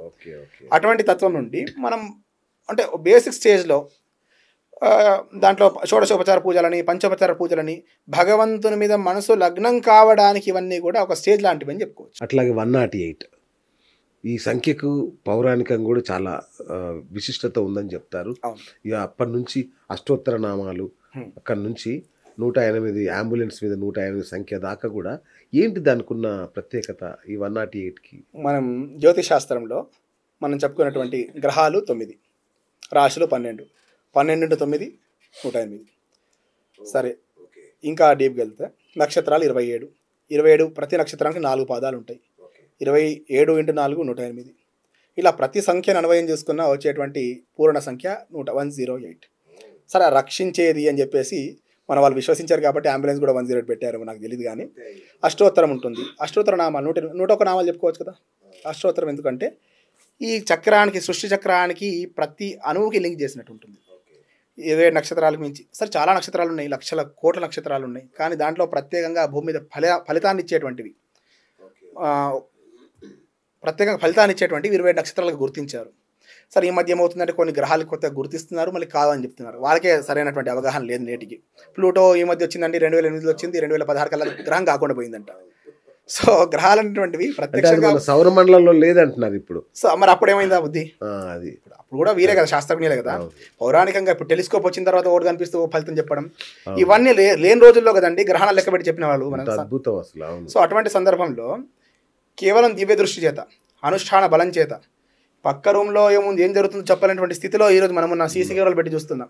కానీ అంతరిక్షంలో ఎక్కడ తిరిగేటువంటి గ్రహాల యొక్క ప్రభావాలు ఏ దేశంలో ఏ కాలంలో ఎటువంటి ప్రభావాలు చేస్తున్నాయో చెప్పి ముందుగానే పంచాంగం అనేటువంటి దాంట్లో రాసి పెట్టినటువంటి సంప్రదాయంలో ఉన్నటువంటి ఒకటే కాదండి, సూర్యుడు దూరం ఎంతో కూడా హనుమాన్ చాలీసాలో చూస్తే యుగ సహస్ర యోజన పరభాను లీలోతాహి మధుర పరజాను అని చెప్తారు. మరి ప్రత్యేకంగా దాన్ని చెప్పకుండా ఆంజనేయ స్వామి ఉద్భవించగానే మధురమైన ఫలం అనుకోని, ఒక మామిడి పండు అనుకోవచ్చు, దాని మధురమైన ఫలం అనుకోని దాన్ని మింగడానికి వెళ్ళాడంట. అప్పుడు తులసిదాస్ వారు రాశారు, యుగ సహస్ర యోజన పరభాను, ఇంత దూరంలో ఉన్నాడు. దివ్య దృష్టి అంటే వాళ్ళకున్నటువంటి సాధన బలం. ఈ మధ్య ఆర్టికల్ చదివాను, పాశ్చాత్యులు ఎవరు రాశారు. వారు ఏమంటారంటే ఒక పండిచ్చి దాంట్లో ఎన్ని విత్తనాలు ఉంటాయో చెప్పమంటే మాకున్నటువంటి టెక్నాలజీ చేత, మాకున్నటువంటి పరికరాల చేత మేము గొప్పగా చెప్పగలుగుతాము, అది మా విదేశాలకు ఉన్నటువంటి గొప్పతనము అని చెప్తాడు. కానీ ఒక విత్తనం ఇచ్చి దీంట్లో ఎన్ని పండ్లు ఉన్నాయో చెప్పేటువంటి ఘనత, శక్తి కేవలం భారతీయుల విద్యకే ఉంది, భారతీయ విద్యలకే ఉంది అని చెప్తారు. అద్భుతంగా అనిపించింది నాకు. నిజంగా చూస్తే ఒక విత్తనం నుంచి ఎన్ని పండ్లు వస్తాయి, దాని ద్వారా ఎన్ని మొక్కలకు కారణమవుతుందో అని చెప్పేటువంటి ఎవరికి ఉందయ్యా అంటే కేవలం సనాతన ధర్మంలో ఉద్భవించినటువంటి ఋషులకి, తపస్సులకి ఉన్నటువంటి విద్య. అవన్నీ కూడా వింటుంటాం మనం. పూర్వీకులు మా ఊర్లో చెప్తుంటారు, గీతా కార్మికులు ఉంటారు, వారికి తెలుసు అంత పెద్ద చెట్లు ఎట్లా ఎక్కేవారయ్యా అంటే మేము చెప్తే ఆ చెట్లు వంగమంటే వంగేవయ్యా అని చెప్పేవారు. అదేమిటయ్యా చెట్టు వంగేవా అంటే సాధ్యపడేటివి. ఇప్పుడు ఈ రోజుల్లో కూడా అంతే కదా, వారికి ఉన్నటువంటి అంటే ప్రకృతిపై వారికి ఉన్నటువంటి కమాండ్, ఆ భక్తి అటువంటిది. చెట్టు ఎక్కి నమస్కారం చేస్తారు, దండం పెడతారు, పూజనీయమైంది. ప్రకృతిలో ప్రతి అణువు మనమంతా కూడా పూజనీయమైనటువంటిది. ఇంత గొప్ప సంప్రదాయంలో ఉన్నాం. కేవలం విత్తనం చూసి ఎన్ని పండ్లు వస్తాయి ఎట్లా చెప్తాము, దానికి ఎటువంటి పరికరాలు వాడము, దివ్య దృష్టితో చెప్పగలుగుతాం. అది సాధ్యపడతాయా అంటే డాక్యుమెంటేషన్ చేయడానికి అవకాశం లేకపోయిందేమో, చేయలేదేమో వాళ్ళు. కాదు గురుగారు, ఈ దివ్య దృష్టి, ఈ పుష్పక విమానాలు ఇవన్నీ అప్పట్లోనే చెప్పారు కదా, నిజంగా ఉండేవా? అంటే ఇప్పుడు జూమ్ కాల్లో చూస్తున్నాం, అప్పుడు ఇలా ఇలా అని ఒక నీళ్ళలో కూడా చూసేవాళ్ళు అంటారు చూడండి, నిప్పులేందే పొగరాదు. ఓకే, సరే మనం ఊహనే అనుకుందాం. ఊహనే అనుకొని గాలిలో ఎగరవచ్చు అనేటువంటి జ్ఞానం మనకు కలిగింది అనుకుందాం. ఏ ఊహ లేకుండా ఎట్లా కలిగింది మనకి? సరే, ఏదో ఒకటి అక్కడ జరిగింది కాబట్టి దానికి అన్వయం చేసుకున్నాం. రెక్కల గుర్రం అని విన్నాం. నిజంగానే గుర్రాలు రెక్కలు ఉండేటివా అనేటువంటి ఆలోచన వస్తే, లేనిది అయితే కొత్తగా సృష్టించలేము, సృష్టించినా ఎక్కువ కాలం అది మనుగడలో ఉండదు. సో ఇవన్నీ ఉన్నాయి. పుష్పక విమానంపై రావణుడు వెళ్ళాడు అనేటువంటి విషయాన్ని విన్నాం, ఊహ మనకు ఉంది. ఆ తర్వాత ఏమైంది కాలక్రమంలో, సరే ఆ విమానాలు వస్తూనే ఇప్పుడు సంచరిస్తూనే ఉన్నారు, అంతా చూస్తూనే ఉన్నాం. ఆ తర్వాత ఇంకేమడిగారు మీరు? అదే దివ్య దృష్టి. దివ్య దృష్టి విషయానికి వస్తే ఇక్కడే కూర్చొని మనం ఎక్కడో విదేశాల్లో ఉన్నటువంటి వాడికి ముఖాముఖిగా మాట్లాడగలుగుతున్నాం. సో ఇట్లా చేయవచ్చు అనేటువంటి ఒక ఆలోచన ఉంటుంది కదా, అది ఎక్కడ ప్రారంభమైంది? ఇప్పుడు నేను ధ్యానంలో వచ్చినప్పుడు నేనేం చెప్తానంటే, నాకు ఎక్కడో ఉన్నటువంటి వాడి ఫ్రీక్వెన్సీ మ్యాచ్ అయింది, నేను వాడు ఒక చిన్నపాటి ఒక మెసేజ్ని ట్రాన్స్ఫర్ చేసుకోగలిగాము అని చెప్పారు. మన ఋషులు ఏం చెప్తారంటే, భగవంతుని ద్వారా వచ్చేటువంటి మెసేజ్ని మిమ్మల్ని పాస్ చేశాను, మీకు పాస్ చేశానని చెప్తారు. అంటే ఒక ఊహ ఇక్కడ, దానికి అక్కడ బీజం అంకురం పడింది. సో దానికి కారణం ఏంటి, ఎలా వెలిగే, ఏ నెట్వర్క్ ఎస్టాబ్లిష్ చేస్తే అది సాధ్యపడింది. సో దివ్య దృష్టి అని మన వాళ్ళు అన్నారు. ఇప్పుడు అనుకున్నటువంటి సులభంగా సాధ్యపడే విషయం కాదు. సరే ఇప్పుడున్నటువంటి టెక్నాలజీ ప్రకారంగా చూసినా సముద్ర గర్భంలో నుంచి వైలు వేసి ఆ టెక్నాలజీ ఎస్టాబ్లిష్ చేశారు. కంటికి కనిపిస్తుంది అంటే కనిపించదు. సరే ఇప్పుడు ఎవరికి అవగాహన లేనటువంటి వాడికి తీసుకొచ్చి నేను ఎక్కడ ఉన్నటువంటి మీ వాడు చూస్తే వాడికి ఆశ్చర్యం అనిపించవచ్చు తాత్కాలికంగా. సరే ఈ కనెక్షన్ ఎట్లా ఎస్టాబ్లిష్ చేశారంటే దాని వెనుక అనేక శ్రమాలు ఉన్నాయి. ఎంతో సాధన చేస్తే కానీ సాధ్యపడలేదు ఈ టెక్నాలజీ కూడా. సో అటువంటి ఈ టెక్నాలజీకి ఇంత శ్రమ లేకుండా మనం ఎట్లయితే శ్రమ లేకుండా అది సాధ్యపడదో, అట్లాగా దివ్య దృష్టి అనేది కఠోరమైన దీక్ష తపస్సులు చేస్తే వచ్చినటువంటి ఫలితం అది. అందుచేత ఆ భగవంతుని ద్వారా వచ్చేటువంటి సృష్టి రహస్యాల్ని ముందుగానే గుర్తించి చెప్పినటువంటి వాళ్ళు మన పూర్వీకులు.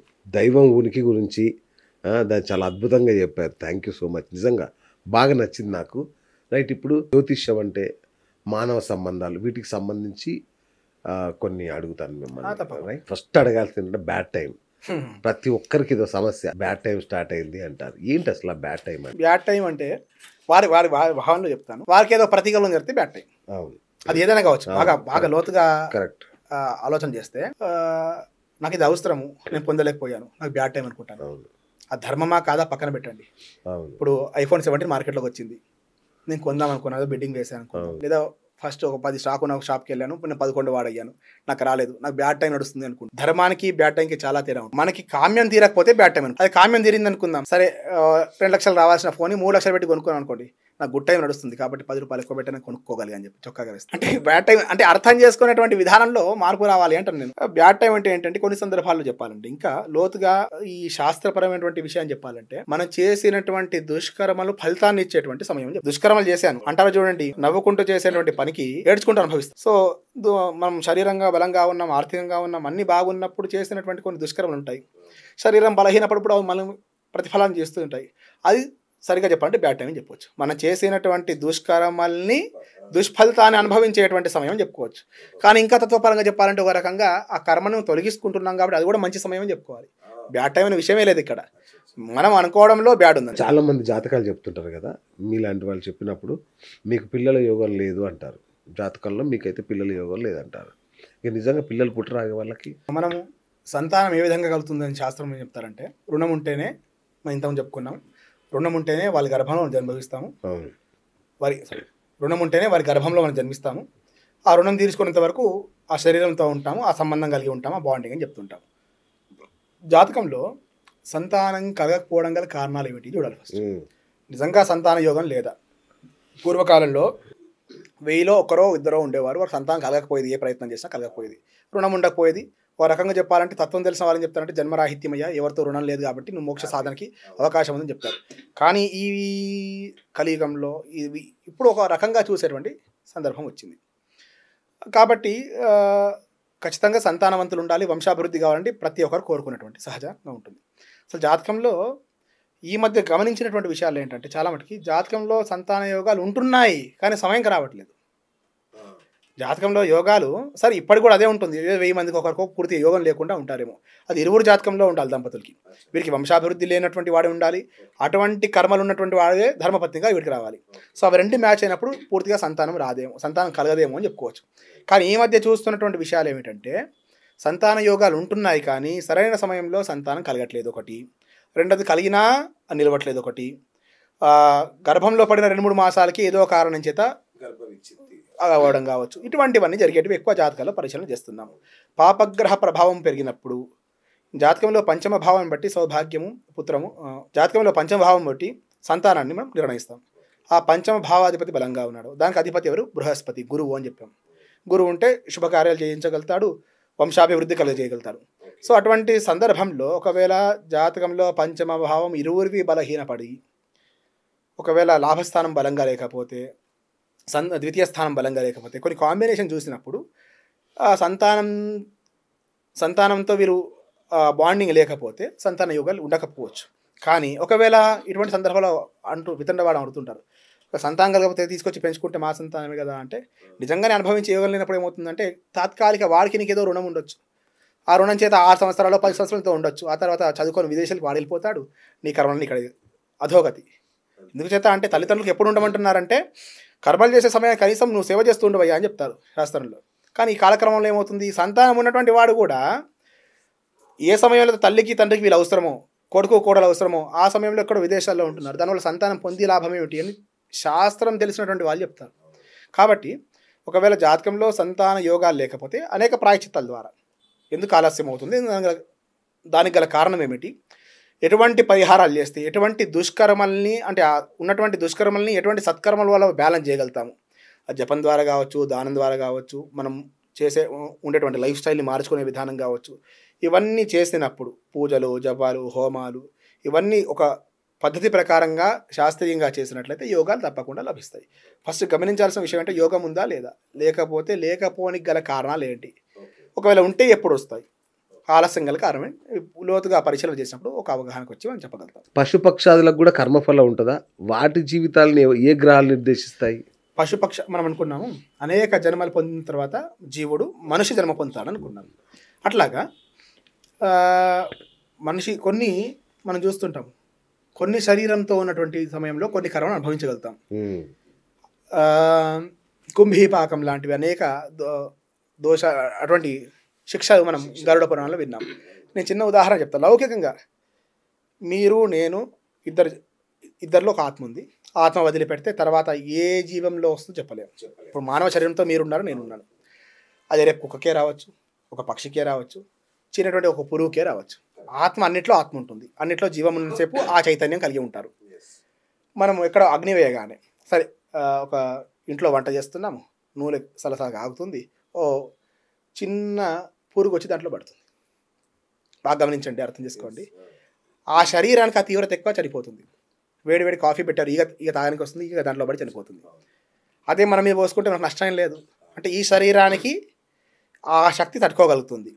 కానీ ఆ జీవికి ప్రాణమన్నింటిలో ఒకటే, గుర్తుపెట్టుకోండి. కానీ ఆ శరీరంతో ఉన్నప్పుడు అది తట్టుకోలేదు. మనం ఏమంటాం, వింటుంటాం చూడండి, వేడి వేడి నీటిలో పాడేస్తారు మనల్ని. అంటే ఈ శరీరంతో పాడేయాల్సిన అవసరం లేదు.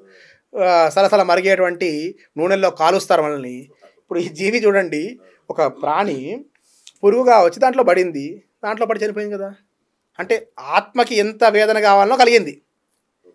శరీరం కలగకపోవచ్చు, అన్ని కర్మలు ఇదే శరీరంతో పొందకపోవచ్చు. మనం వాయు శరీరంలో పితృదేవతలు ఉంటారని చెప్తాం. శరీరం వదిలిపెట్టిన తర్వాత శరీరం ఇక్కడే ఉంటుంది కదా, భూమిలో పాతి పెడతారు, అగ్నికి దహనం చేస్తారు. కానీ ఆత్మ అనేది వెళ్తూ ఉంటుంది, రూపాంతరం చెందుతుంటుంది. మనం అంటాం చూడండి, భగవద్గీతలు చెప్పినప్పుడు చిరిగిన వస్త్రం ఎట్లా వదిలిపెట్టయితే మనం వేరే వస్త్రం వేసుకుంటాము, ఆత్మ కూడా ఈ శరీరాన్ని వదిలిపెట్టి మరో శరీరాన్ని పొందుతుంది అని చెప్తుంది. కర్మఫలాలు రావాలంటే ఆత్మ ఏదో ఒక శరీరాన్ని పొంది ఉండాలి. అది ఎటువంటి ముందు చూస్తారు, ఎటువంటి పుణ్యకర్మలు ఉన్నాయా, పాపకర్మలు ఉన్నాయా. పాపకర్మాలు ముందు ఫలితాలకు వస్తాయి, పుణ్యకర్మలు తర్వాత వస్తాయి. ఏదైనా సరే ముందు చెడు అనుభవించిన తర్వాత బాగుంటుంది. అటువంటి సందర్భంలో ఏ శరీరంతో అయితే ఈ కర్మలు అనుభవించడానికి సాధ్యపడుతుందో అటువంటి శరీరం పొంది ఆ కర్మను అనుభవించి తర్వాత ఈ జంతువునాం నరజన్మ దుర్లభం అనేటువంటి లాస్ట్కి, అయ్యా నువ్వు కర్మలన్నీ అనుభవించేసావు, కొన్ని కర్మలు మిగిలి ఉన్నాయి, ఈ మానవ శరీరంలో అనుభవించిన తర్వాత మోక్ష సాధన చేయి, మళ్ళీ జన్మరాహిత్యం లేకుండా పునరపి జననం పునరపి మరణం పునరపి జనని జఠరే శయనం అన్నట్టు మళ్ళీ తల్లి గర్భంలో పడి మళ్ళీ కర్మానుబంధం లేకుండా ఉండాలంటే మానవ జన్మలోనే సాధ్యపడుతుంది. కాబట్టి నువ్వు మోక్ష సాధన చేయని చెప్పేసి భజ గోవిందంలో ఆదిశంకరులు చెప్తారు. కానీ ఏం చేస్తాం, మనం తల్లి గర్భంలో ఉన్నప్పుడు మనకు పూర్వజన్మ వాసనలు ఉంటాయంట. మనం ఎటువంటి పాపాలు చేసాము, ఎందుచేత తల్లి గర్భంలో పడ్డాము. గర్భ నరకము ఉంటుంది శాస్త్రం. నరకం ఎక్కడ ఉంటుంది, తల్లి గర్భంలో ఉన్నప్పుడే. వేడివేడి కాఫీ తాగింది అనుకుందాం తల్లి, అది ఒక మాంసపు ముద్ద చలించిపోతుంది. చల్లటి ఐస్ క్రీమ్ తిన్నది అనుకోండి, తల్లి సంతోషపడుతుంది. కానీ లోపల ఉన్నటువంటి గర్భంలో ఉన్న శిశువు 9 మాసాలండి, ఊపిరి ఆడకుండా ఒక గంట సేపు రూమ్లో కూర్చోండి, ఫ్యాన్ లేకుండా కూర్చోలేము. ఇంత పెద్ద విశాల రూమ్లో గంట సేపు కూర్చోలేం ఫ్యాన్ లేకుండా.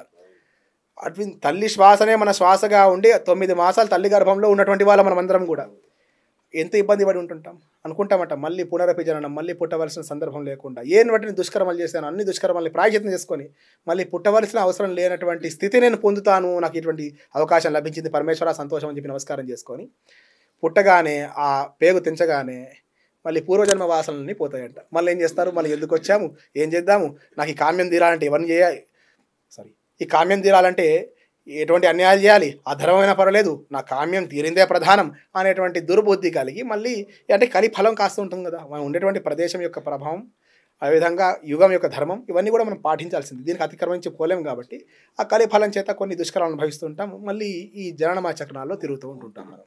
నాస్తికులు ఉంటారు మన దగ్గర చాలామంది, అట్లాగే విదేశీయులు ఉంటారు, వాళ్ళకి ఇవన్నీ తెలియదు. వాళ్ళ మీద కూడా ఈ గ్రహాల ప్రభావం సేమ్ ఉంటుందా? డౌట్ లేదు దాంట్లో. మంచి ప్రశ్న. మనకి సమస్త సృష్టిలో అనేక దేశాల్లో కేవలం భారతదేశానికి కర్మభూమి అంటారు.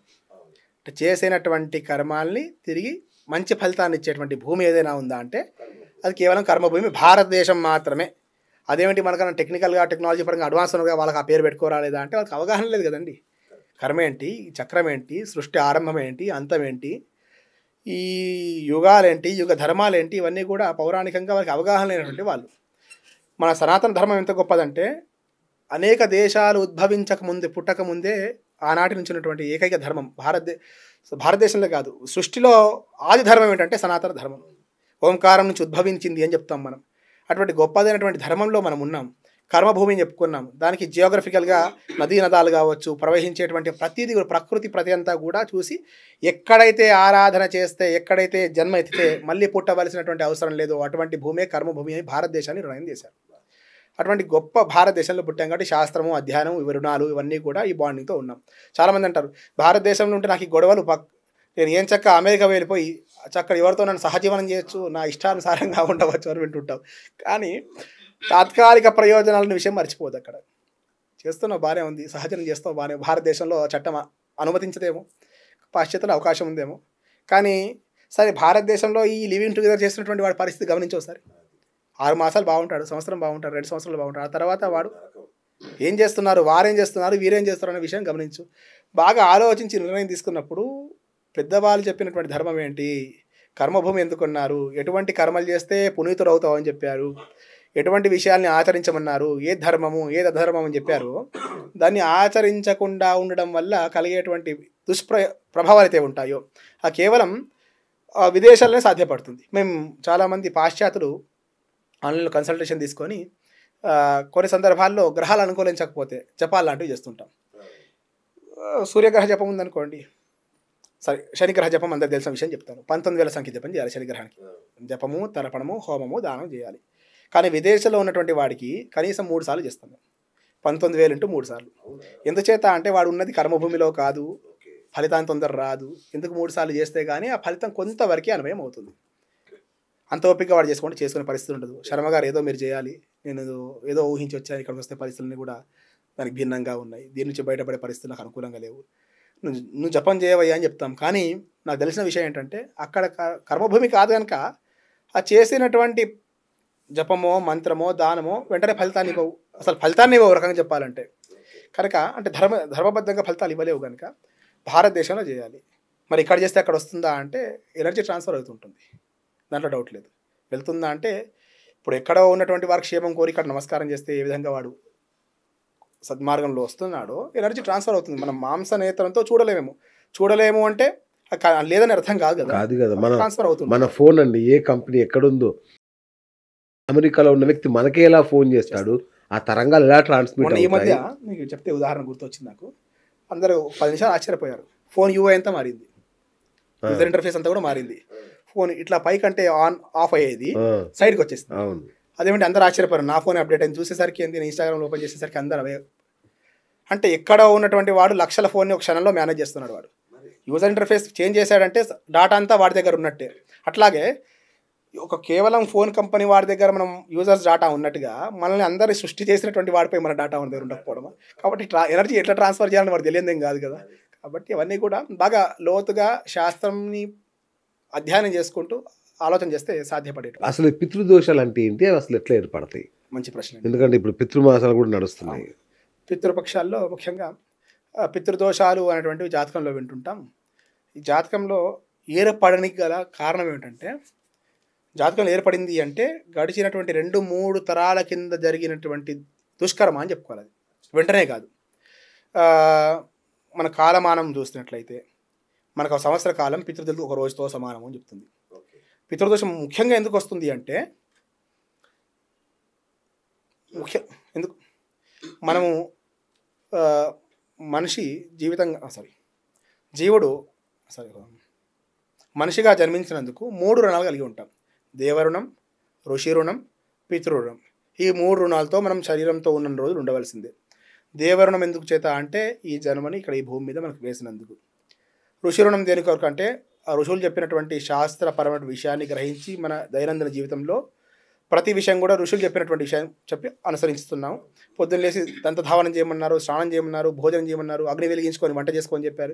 ఇవన్నీ కూడా ఒక రీసెర్చ్ ద్వారా వచ్చినటువంటివి. అవన్నీ కూడా శాస్త్ర ప్రమాణంగా ఋషులు చేసినటువంటివి. కాబట్టి ఋషులు చేసినటువంటి శాస్త్రాన్ని విశ్వసించి దాన్ని తీసుకొని వాడుకొని మనం చేస్తున్నాం. కాబట్టి ఋషులకు కూడా రుణపడి ఉంటాం. రెండవది పితృరుణం. అసలు నిజంగా ఈ జన్మకాల కారణాలు ఎవరంటే తల్లిదండ్రులు. కాబట్టి వారిని సేవించాలి, వారి దూషణ చేయకూడదు. వారి మాట పూర్వకాలంలో కేవలం తల్లి చెప్పినటువంటి మాటలకి, తండ్రి ద్వారా పూర్తి ఆజ్ఞ రాకముందే పితృవాక్య పరిపాలన అంటుంటాం మనం. రాముల వారు 14 సంవత్సరాలు వెళ్ళిపోయారు నివాసానికి.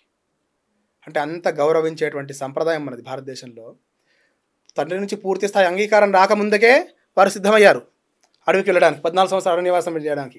అటువంటి సందర్భాల్లో ఇప్పుడు తెలిసి తప్పురా చేయకరా అని చెప్పినా వేరే సందర్భాలు లేవు. తర్వాత ఇప్పుడు అనుభవం ఉన్నటువంటి వాడు తెలుసు తర్వాత ఏం జరుగుతుందో అని చెప్పేసి.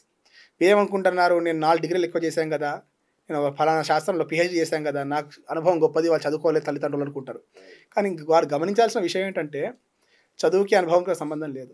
వాళ్ళ జీవితాన్ని ఏమీ లేనటువంటి స్థితి నుండి చూసుకుంటూ వచ్చారు, అన్నీ ఉన్నటువంటి స్థితిని అనుభవిస్తున్నారు. కాబట్టి ఏది మంచి చెడు చెప్పడానికి కేవలం చదువుతో ఈ డిగ్రీలతో అవసరం లేదు. కాబట్టి తల్లిదండ్రులు సరిగ్గా సేవించకపోతే, పితృకర్మలు వెళ్ళిన తర్వాత సరిగ్గా శ్రాద్ధకర్మలు చేయించకపోతే, ఆ జన్మలో ఆ పితృకర్మలు సరిగ్గా చేయకపోతే ఆ వంశంలో ఉద్భవించినటువంటి వాళ్ళంతా కూడా తీరుతారట. ఉదాహరణకు చెప్పాలంటే లౌకిక ఉదాహరణ చెప్తారు. ఒక ఆఫీస్లో ఎంప్లాయీస్ ఉన్నారు, ఒక బాస్ ఉన్నాడు, నెల జీతం ఇస్తున్నాడు, వాడు పని చేయట్లేదు.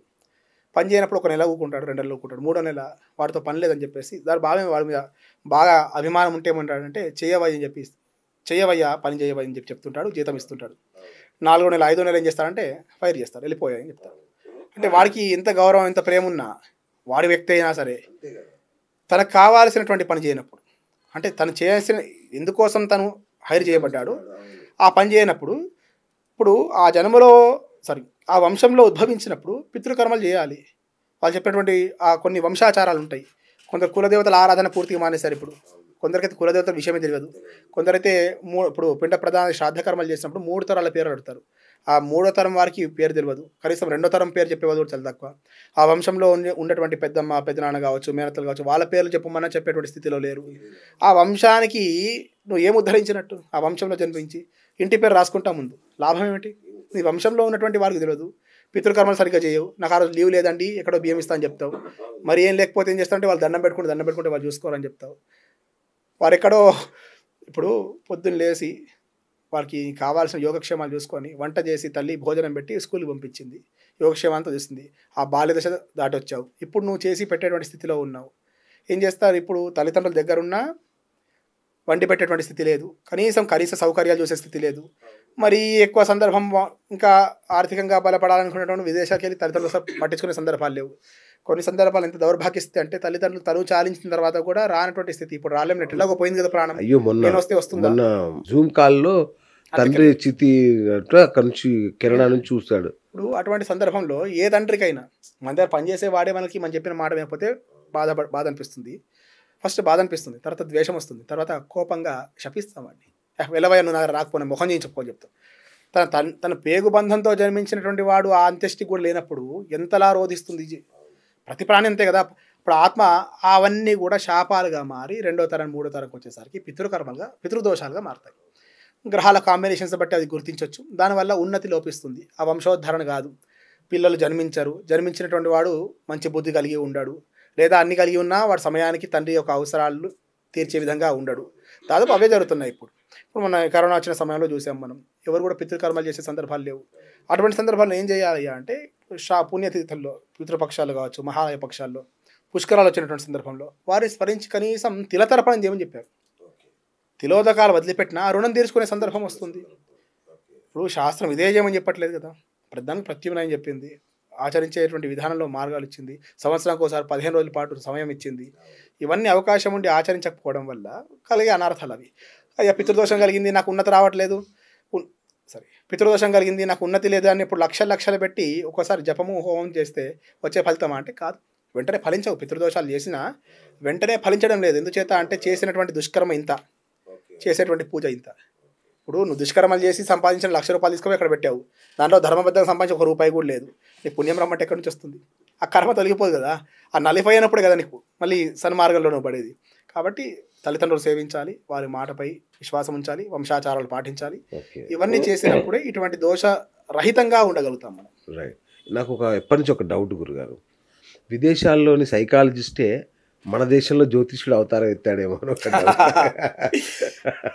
సైకాలజీ చిన్న సబ్జెక్ట్ అండి. సరే, ఈ సైకాలజీ నేర్చుకున్న వాళ్ళకి ఈ మాట ఇబ్బంది పెట్టొచ్చు, కానీ అంటే మన అనంతమైనటువంటి సనాతన ధర్మంలో ఉన్నటువంటి శాస్త్రాలను చూసినట్లయితే చంద్రమా మనసో జాత అంటుంది శాస్త్రం. చంద్రుడు మనఃకారకుడని, చంద్రుడు మనసుకు అధిపతి అని చెప్తుంది శాస్త్రం. ఈ కాగ్నేటివ్ బిహేవియర్ ఈ కాగ్నేటివ్ టెండెన్సీస్ కావచ్చు, ఈ బిహేవియర్ ప్యాటర్న్స్ కావచ్చు, వీటి మీద స్టడీ చేస్తుంది. మన మైండ్ మ్యాప్ చేసి ఇట్లా బిహేవియర్ ఇట్లా ఉంటుందేమో, ఇటువంటి విషయాలని కూడా సైకాలజీలో చెప్తారు. మనం ఏం చెప్తుందంటే చంద్రుడు మనఃకారకుడు కనుక మీ మానసిక స్థితి జాతకంలో ఉన్నటువంటి చంద్రుని ప్రభావం బట్టి చెప్పొచ్చు అని చెప్తాం. ఇప్పుడు ఇంకా లౌకిక ఉదాహరణ చెప్పాలంటే, పౌర్ణమి రాగానే సముద్రంలో పెద్ద ఉప్పెనలు వస్తాయి, ప్రతిసారి వచ్చేటువంటివి. అమావాస్య సముద్రం వెనక్కి వెళ్తుంది అని చెప్తాం. చంద్రునికి నీటికి దగ్గర సంబంధాలు ఉంటాయి. చంద్రుడు నీటిని అట్రాక్ట్ చేయగలుగుతాడు. శరీరంలో ఎంత పర్సెంట్, 70% వాటర్తోనే నిర్మాణం ఉంది. దాంట్లో మరీ ముఖ్యంగా బ్రెయిన్లో అంతే. కాబట్టి ఎక్కువ జలశాతం ఉన్నటువంటి సందర్భంలో చంద్రుని యొక్క ప్రభావం మనస్సుపై ఉంటుంది. బ్రెయిన్ కావచ్చు, అది మనస్సు కావచ్చు. మనస్సు అనేటువంటి పదానికి శాస్త్రీయంగా ఒక అర్థం చెప్పలేం కనుక మన ఆలోచన కావచ్చు, ఇవన్నీ కూడా బుద్ధితో కలిగేటువంటివి.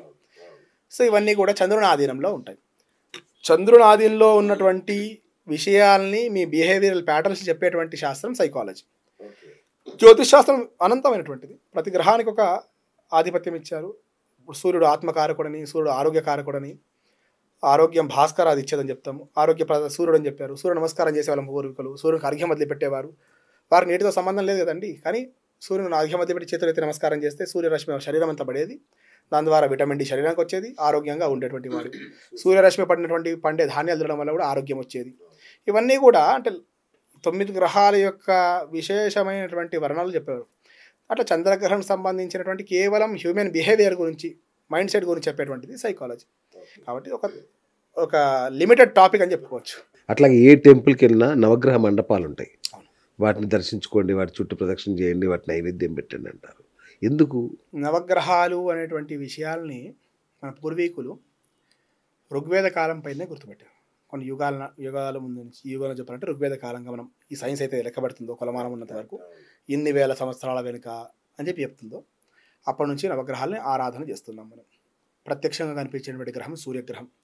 సూర్యుని ఆరాధన చేస్తుంటాం, చంద్రుని ఆరాధన చేస్తాం, ప్రవహించేటువంటి నదుల్ని ఆరాధన చేస్తాం, చెట్టుని ఆరాధన చేస్తాం, పుట్టగా ఆరాధన చేస్తాం, ప్రకృతిని ఆరాధన చేసి ప్రకృతి ప్రేమికులు మన భారతీయులు.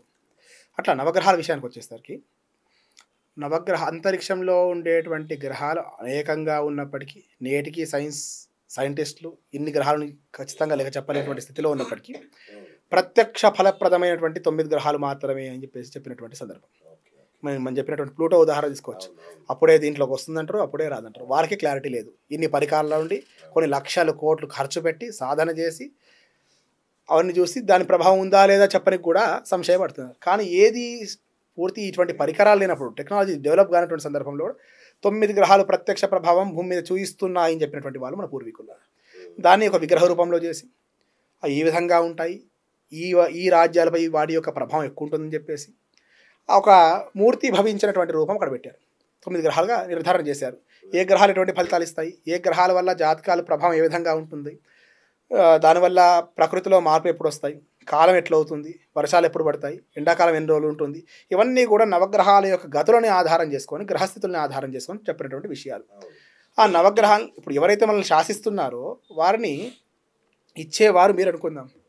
మీకు ప్రీతి చెందితే, మీ అనుగ్రహం నాకు కలిగితే ఏమవుతుంది అంటే కొంతవరకు నేను లాభపడగలుగుతాను. అట్లా మన కర్మలు ఇచ్చేటువంటి గ్రహాలు కొన్ని ఉంటాయి కదా, అవి పైన శాసిస్తున్నాయి.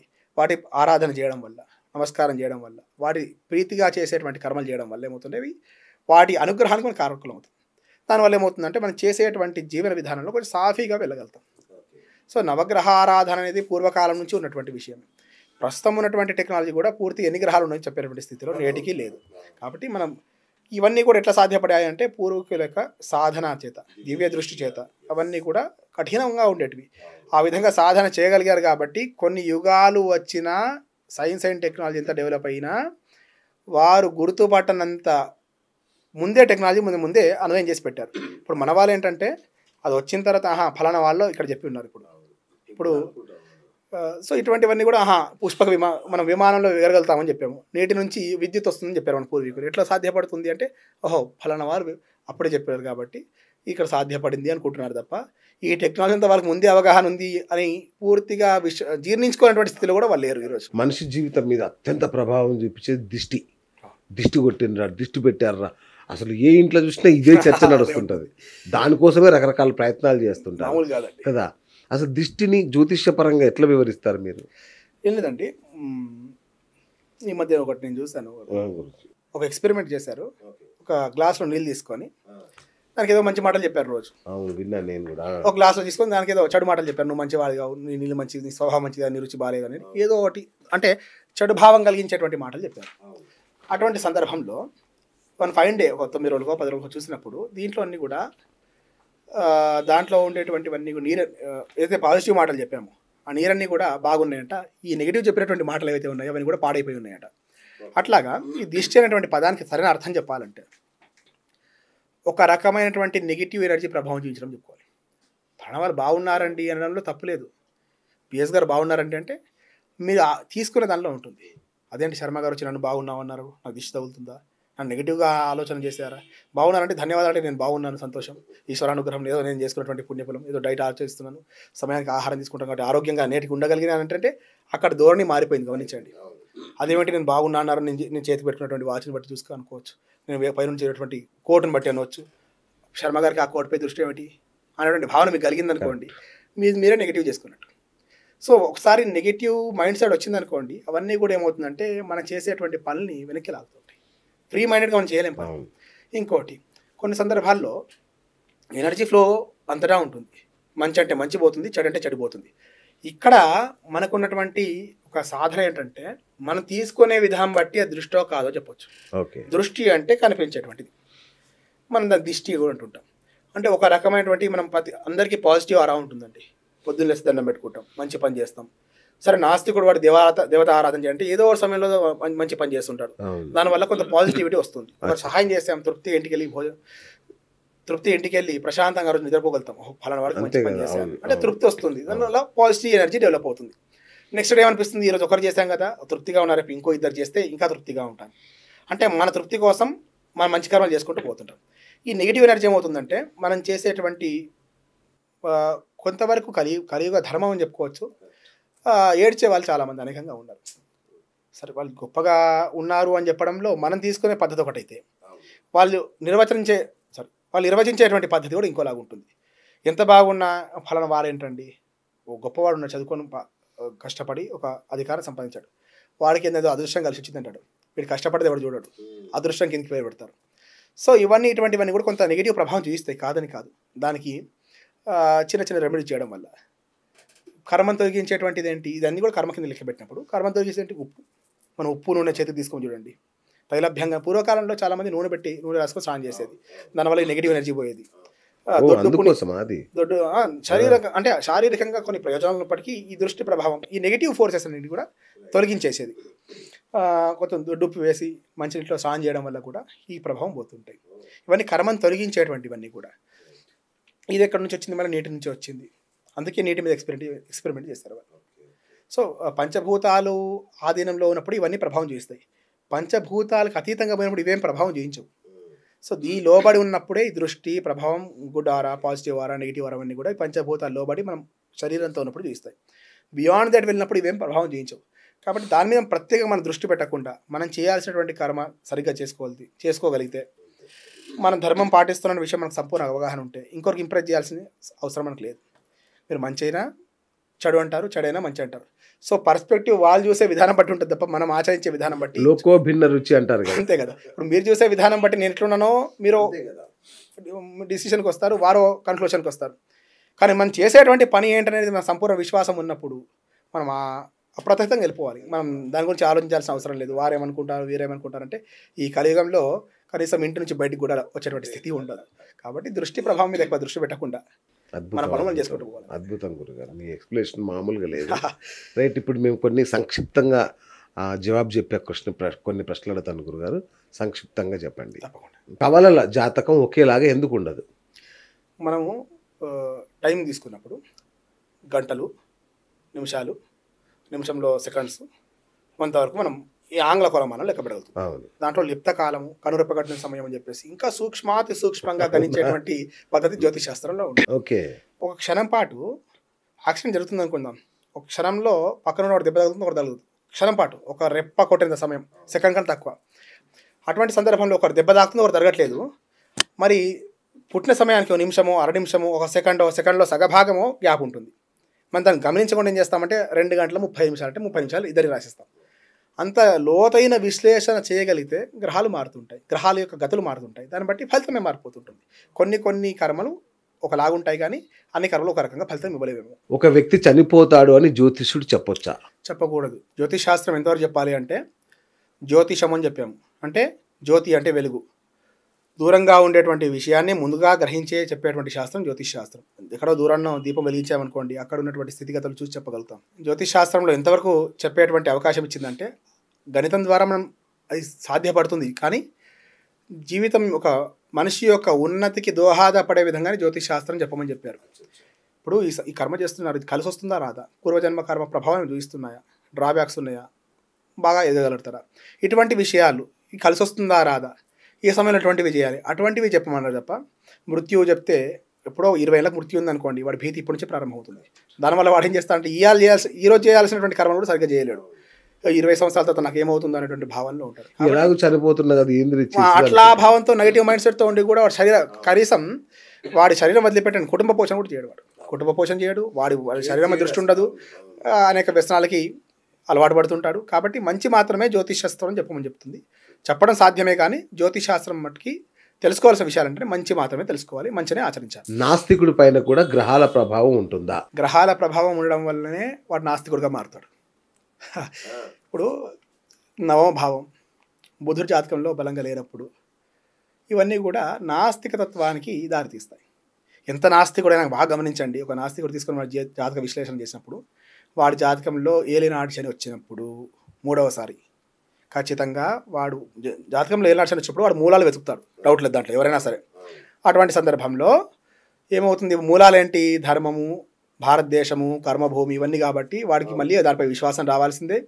అంటే తాత్కాలికంగా వాడు విశ్వసించకుండా ఉంటాడేమో. ఎందుకు విశ్వసించాడంటే వాడు కోరినటువంటి కోరిక కాలేదు, కోరినటువంటి కోరిక తగినటువంటి ప్రయత్నం వాడు చేయలేదు, ప్రయత్న లోపం ఉంది. కాబట్టి వాడు నాస్తికుడుగా మారుతాడు. భగవంతునిపై నాకు విశ్వాసం లేదంటాడు. నాకు విశ్వాసం లేదన్నప్పుడు వాడేమనుకుంటాడంటే నేను నాస్తికుడిని అనుకుంటాడు. కానీ మేమేం చెప్తామంటే ఈ గ్రహాల ప్రభావం ఈ విధంగా ఉన్నాయి కాబట్టి నువ్వు శాస్త్రాన్ని నమ్మట్లేదు అని మేము చెప్తాం. భోజనం చేసేటప్పుడు కొన్ని మెతుకులు తీసి పక్కన పెడుతుంటారు, ఎందుకు అట్లా? సకల భూత హితం కోరుతుంది మన ధర్మం.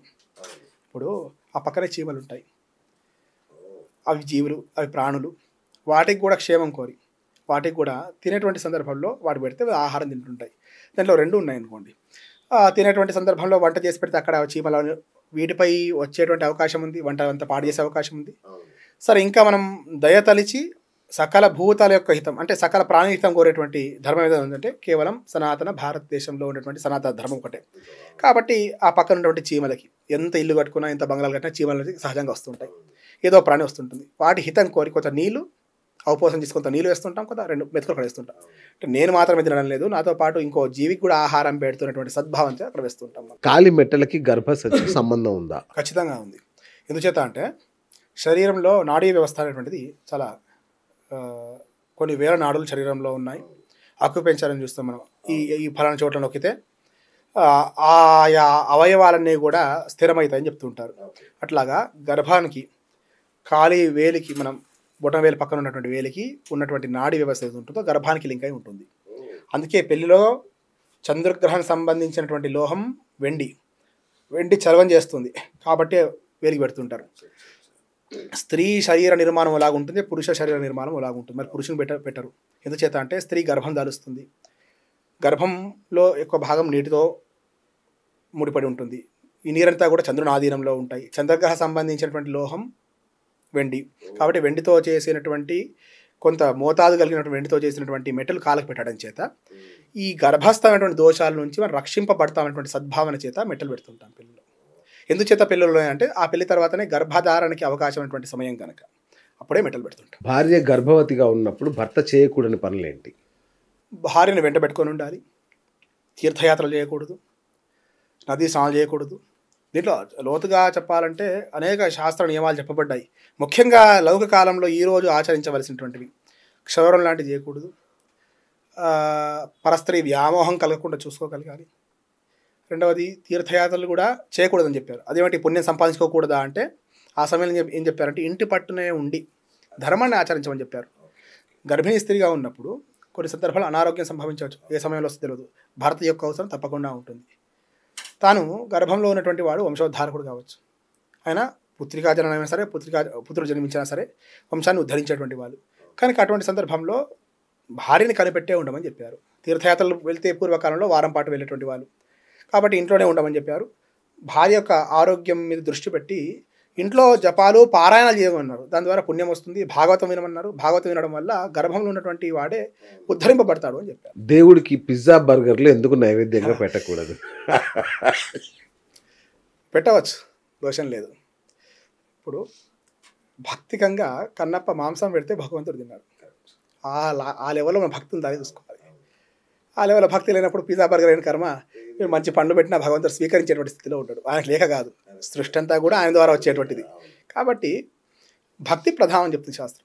సరే పిజ్జా బర్గర్లు ఆ రోజులు లేవండి అంటే ఎందుకు లేవండి? పిండి వంటకాలు ఆ రోజులు కూడా ఉన్నాయి. దాని రూపం మారిందంతే. ఇప్పుడు అవే పిండి వంటకాలు, అవే ధాన్యాలు, ఈశ్వర సృష్టిలో వచ్చినటువంటి ధాన్యాలే, దాని ద్వారా వచ్చినటువంటి పిండే. దాని ద్వారా ఇప్పుడు రూపం మార్చి దానికి ఏదో పేరు పెట్టేసి వికృతమైనటువంటి ఆకారంతో మనం చేస్తున్నాం. కాబట్టి మనం భక్తికంగా పిజ్జా బర్గర్లు పెట్టవచ్చు. సరే దీన్ని విమర్శని ఉద్దేశం కాదు, కానీ భక్తి ప్రధానం అని నేను చెప్పదలుచుకున్నాను. భక్తి ప్రధానంగా ఉన్నప్పుడు భగవంతునికి ఎంగిలి పండ్లు ఇస్తే రాముల వారు తిన్నారు. కాబట్టి భక్తి ప్రధానం. భక్తి లేనప్పుడు పండు ఫలాలు పెట్టిన ఈశ్వరుడు స్వీకరించాడు. దేవాలయంలో సవ్య దిశలోనే ఎందుకు ప్రదక్షిణ చేయాలి? ఎనర్జీ ట్రాన్స్ఫర్ అయ్యే పద్ధతితో ఉంటుంది. ఎనర్జీ ఫ్లో అయ్యేటువంటి విషయం ఉంటుంది. మనం ఉత్తరం వైపు తల పెట్టుకొని ఎందుకు పండుకోకూడదు అంటే మ్యాగ్నెటిజం చదివితే దాంట్లో నార్త్ పోల్ సౌత్ పోల్ ఉంటాయి. ఎనర్జీ ఫ్లో ఎటువైపు నుంచి ఎటువైపు వెళ్తుందని చూస్తారు. అది శరీరాన్ని తట్టుకునే విధంగా ఉండాలి. ఎనర్జీ లేనప్పుడు ఏమవుతుందంటే మతి భ్రంశం అవుతుంది. సో దేవాలయంలో కూడా ఎటువైపు నుంచి ఎనర్జీ ఫ్లో ఉంటుంది ఆ చూసి ప్రదక్షిణ విధిని దేవాలయంగత్వం అంటుంది శాస్త్రం. ప్రదక్షిణ విధిగా కుడి చేయి వైపు ఉండేటట్టుగా చూసుకొని వెళ్ళమని చెప్పారు. మనకన్నా పెద్దవాళ్ళు ఎవరైనా వస్తే వారికి కుడి చేయి వైపు నుండి మనకు కుడి చేయి వైపుగా, మనకి కుడివైపు వారు ఉండేటట్టుగా అటువైపుగా వెళ్ళమని చెప్పారు. ఇద్దరు కూర్చున్నారు పెద్దవాళ్ళు, మధ్య నుంచి వెళ్ళకూడదు.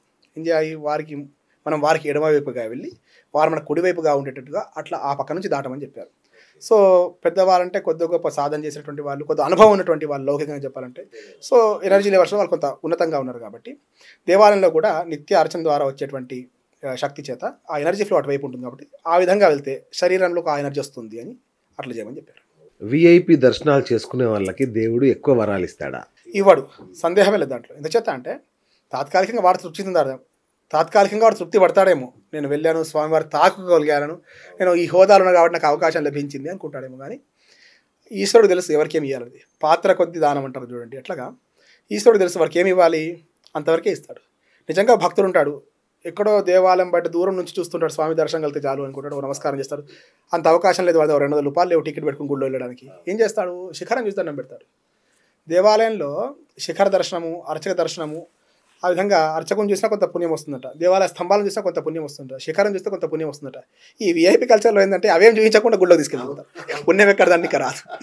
సో కొంతవరకు వస్తుందేమో కానీ పూర్తి స్థాయిలో అయితే భక్తిగా ఉన్నటువంటి వాడికి పుణ్యం వస్తుంది. ఈ వీటిని అతిక్రమించి ధర్మాన్ని అతిక్రమించినటువంటి వాడికి తాత్కాలిక ఆనందం పొందుతాడంతే. ఓంకారం దానికి ఏంటున్న శక్తి ఏంటి? ఓంకారం ఈ సృష్టికి మూలం అని చెప్తారు. ఈ సృష్టికి ఒక శబ్దం నుంచి ఈ సృష్టి ఉద్భవించిందని చెప్పేసి అంతెందుకండి, ఇప్పుడు ఈ మధ్య ఒక వ్యాసం చదివాను నేను. సూర్యుని ద్వారా వచ్చేటువంటి శబ్దాన్ని రికార్డ్ చేస్తే నాసా వాళ్ళు, దాని ద్వారా వచ్చేటువంటి శక్తి ఓంకారంగా వినిపిస్తుందట వారికి. మనం ప్రతిదానికి ఓంతో ప్రారంభం చేస్తాం. ఓం నమ శివాయ, ఓం నమో నారాయణ, ప్రతి మంత్రానికి ఓంకారం జోడిస్తుంటాం. ఓం అనేటువంటి శక్తి షట్చక్రాలని కూడా యాక్టివేట్ చేసేటువంటి శక్తి ఉంది ఓంకారానికి. ఓం ఓం అంటుంటాం మనం. కాబట్టి ఈ శక్తి అనేది మనలో ఉన్నటువంటి షట్చక్రాలని, ఈ బాడీని, ఈ శరీరాన్ని, కాస్మిక్ పవర్ని అలైన్ చేసేటువంటి శక్తి ఓంకారానికి ఉంది. సృష్టి ఆరంభంలో ఉద్భవించినటువంటి ఏకైక శక్తి ఓంకారం. ఓంకారం చాలా విశేషమైనటువంటి శక్తి. దాన్ని అర్థం చేసుకోగలగాలి, దాన్ని సాధన చేసుకోగలగాలి. 108 సంఖ్యకున్న విశిష్టత ఏంటి మళ్ళీ చెప్తా. 108 సంఖ్యకున్న విశిష్టత ఏంటి? సృష్టి కాలచక్రం నడిచేటువంటివి గ్రహాలు, రాశులుగా చెప్పుకుంటాం. 12 రాశులు, 9 గ్రహాలు, 12 నుండి 9 108. ఇంకా లోతుగా వెళ్తే 27 నక్షత్రాలు ఉంటాయి. ప్రతి నక్షత్రానికి ఒక పాదం ఉంటుంది. 27 నుండి 4 108. ఇట్లాగా సృష్టి మూలాలన్నీ కూడా ఈ అక్షరం చుట్టే ఉంటాయి. కాబట్టి అష్టోత్తరాలు అని చెప్పేసి అష్టోత్తర నామాలని 101 నామాలు పెట్టుకోవచ్చు, 109 నామాలు పెట్టుకోవచ్చు. అంటే ఈ మన ద్వారా ఉచ్చారణ ద్వారా వచ్చేటువంటి శక్తి తరంగాలని, ఆ కాస్మిక్ పవర్ని అలైన్ చేయడానికి ఏర్పడినటువంటి గొప్ప సంఖ్య 108, 108 అనుకుంటాం. అదే ఈరోజు కూడా మమ్మల్ని అంబులెన్స్ రూపంలో రక్షిస్తుంది. ఇప్పుడు ఈశ్వరుడు రక్షించేటువంటి వాడు కాబట్టి ఆ కారణం చేత ఇది పెట్టారో నాకు తెలియదు, కానీ రక్షించే సంఖ్య అని చెప్పుకోవచ్చు. రకంగా భగవత్ అనుగ్రహానికి కృపకి పాత్రలయ్యేటువంటి సంఖ్య అని చెప్పుకోవచ్చు. గృహప్రవేశ సమయంలో కుడి కాలు ముందు పెట్టండి అంటారు, ఎందుకు? 2 కాలు మంచివే, కొడి ఎడమ అనేటువంటి వాదించేటువంటి వాడు. కొన్ని కాళ్ళతో కొన్ని పనులు చేయమన్నారు, కొన్ని చేయకూడదు అని చెప్పారు. సో శుభం అశుభం అనే 2 పదాలు ఉన్నప్పుడు మంచి ఉన్న చోటే చెడు ఉంటుంది, చెడు ఉన్న చోటే మంచి ఉంటుంది. ఇవి 2 ఉంటాయి. నెగిటివ్ ఉన్న దగ్గర పాజిటివ్ ఉంటుంది, పాజిటివ్ ఉన్న చోటే నెగిటివ్. వెలుగు నీడలే అంతే కదా. ఇవన్నీ ఉన్నప్పుడు మనం ఏం చేయమన్నారంటే శరీర నిర్మాణం బట్టి కుడివైపుగా దీనికి ప్రాధాన్యత ఇచ్చారు. ఇప్పుడు కొందరికి ఎడమ చేయి అంత అలవాటు ఉన్నా ఇది ఇచ్చే శక్తి అది ఇయ్యలేదు. మీరు బాగా గమనించారు.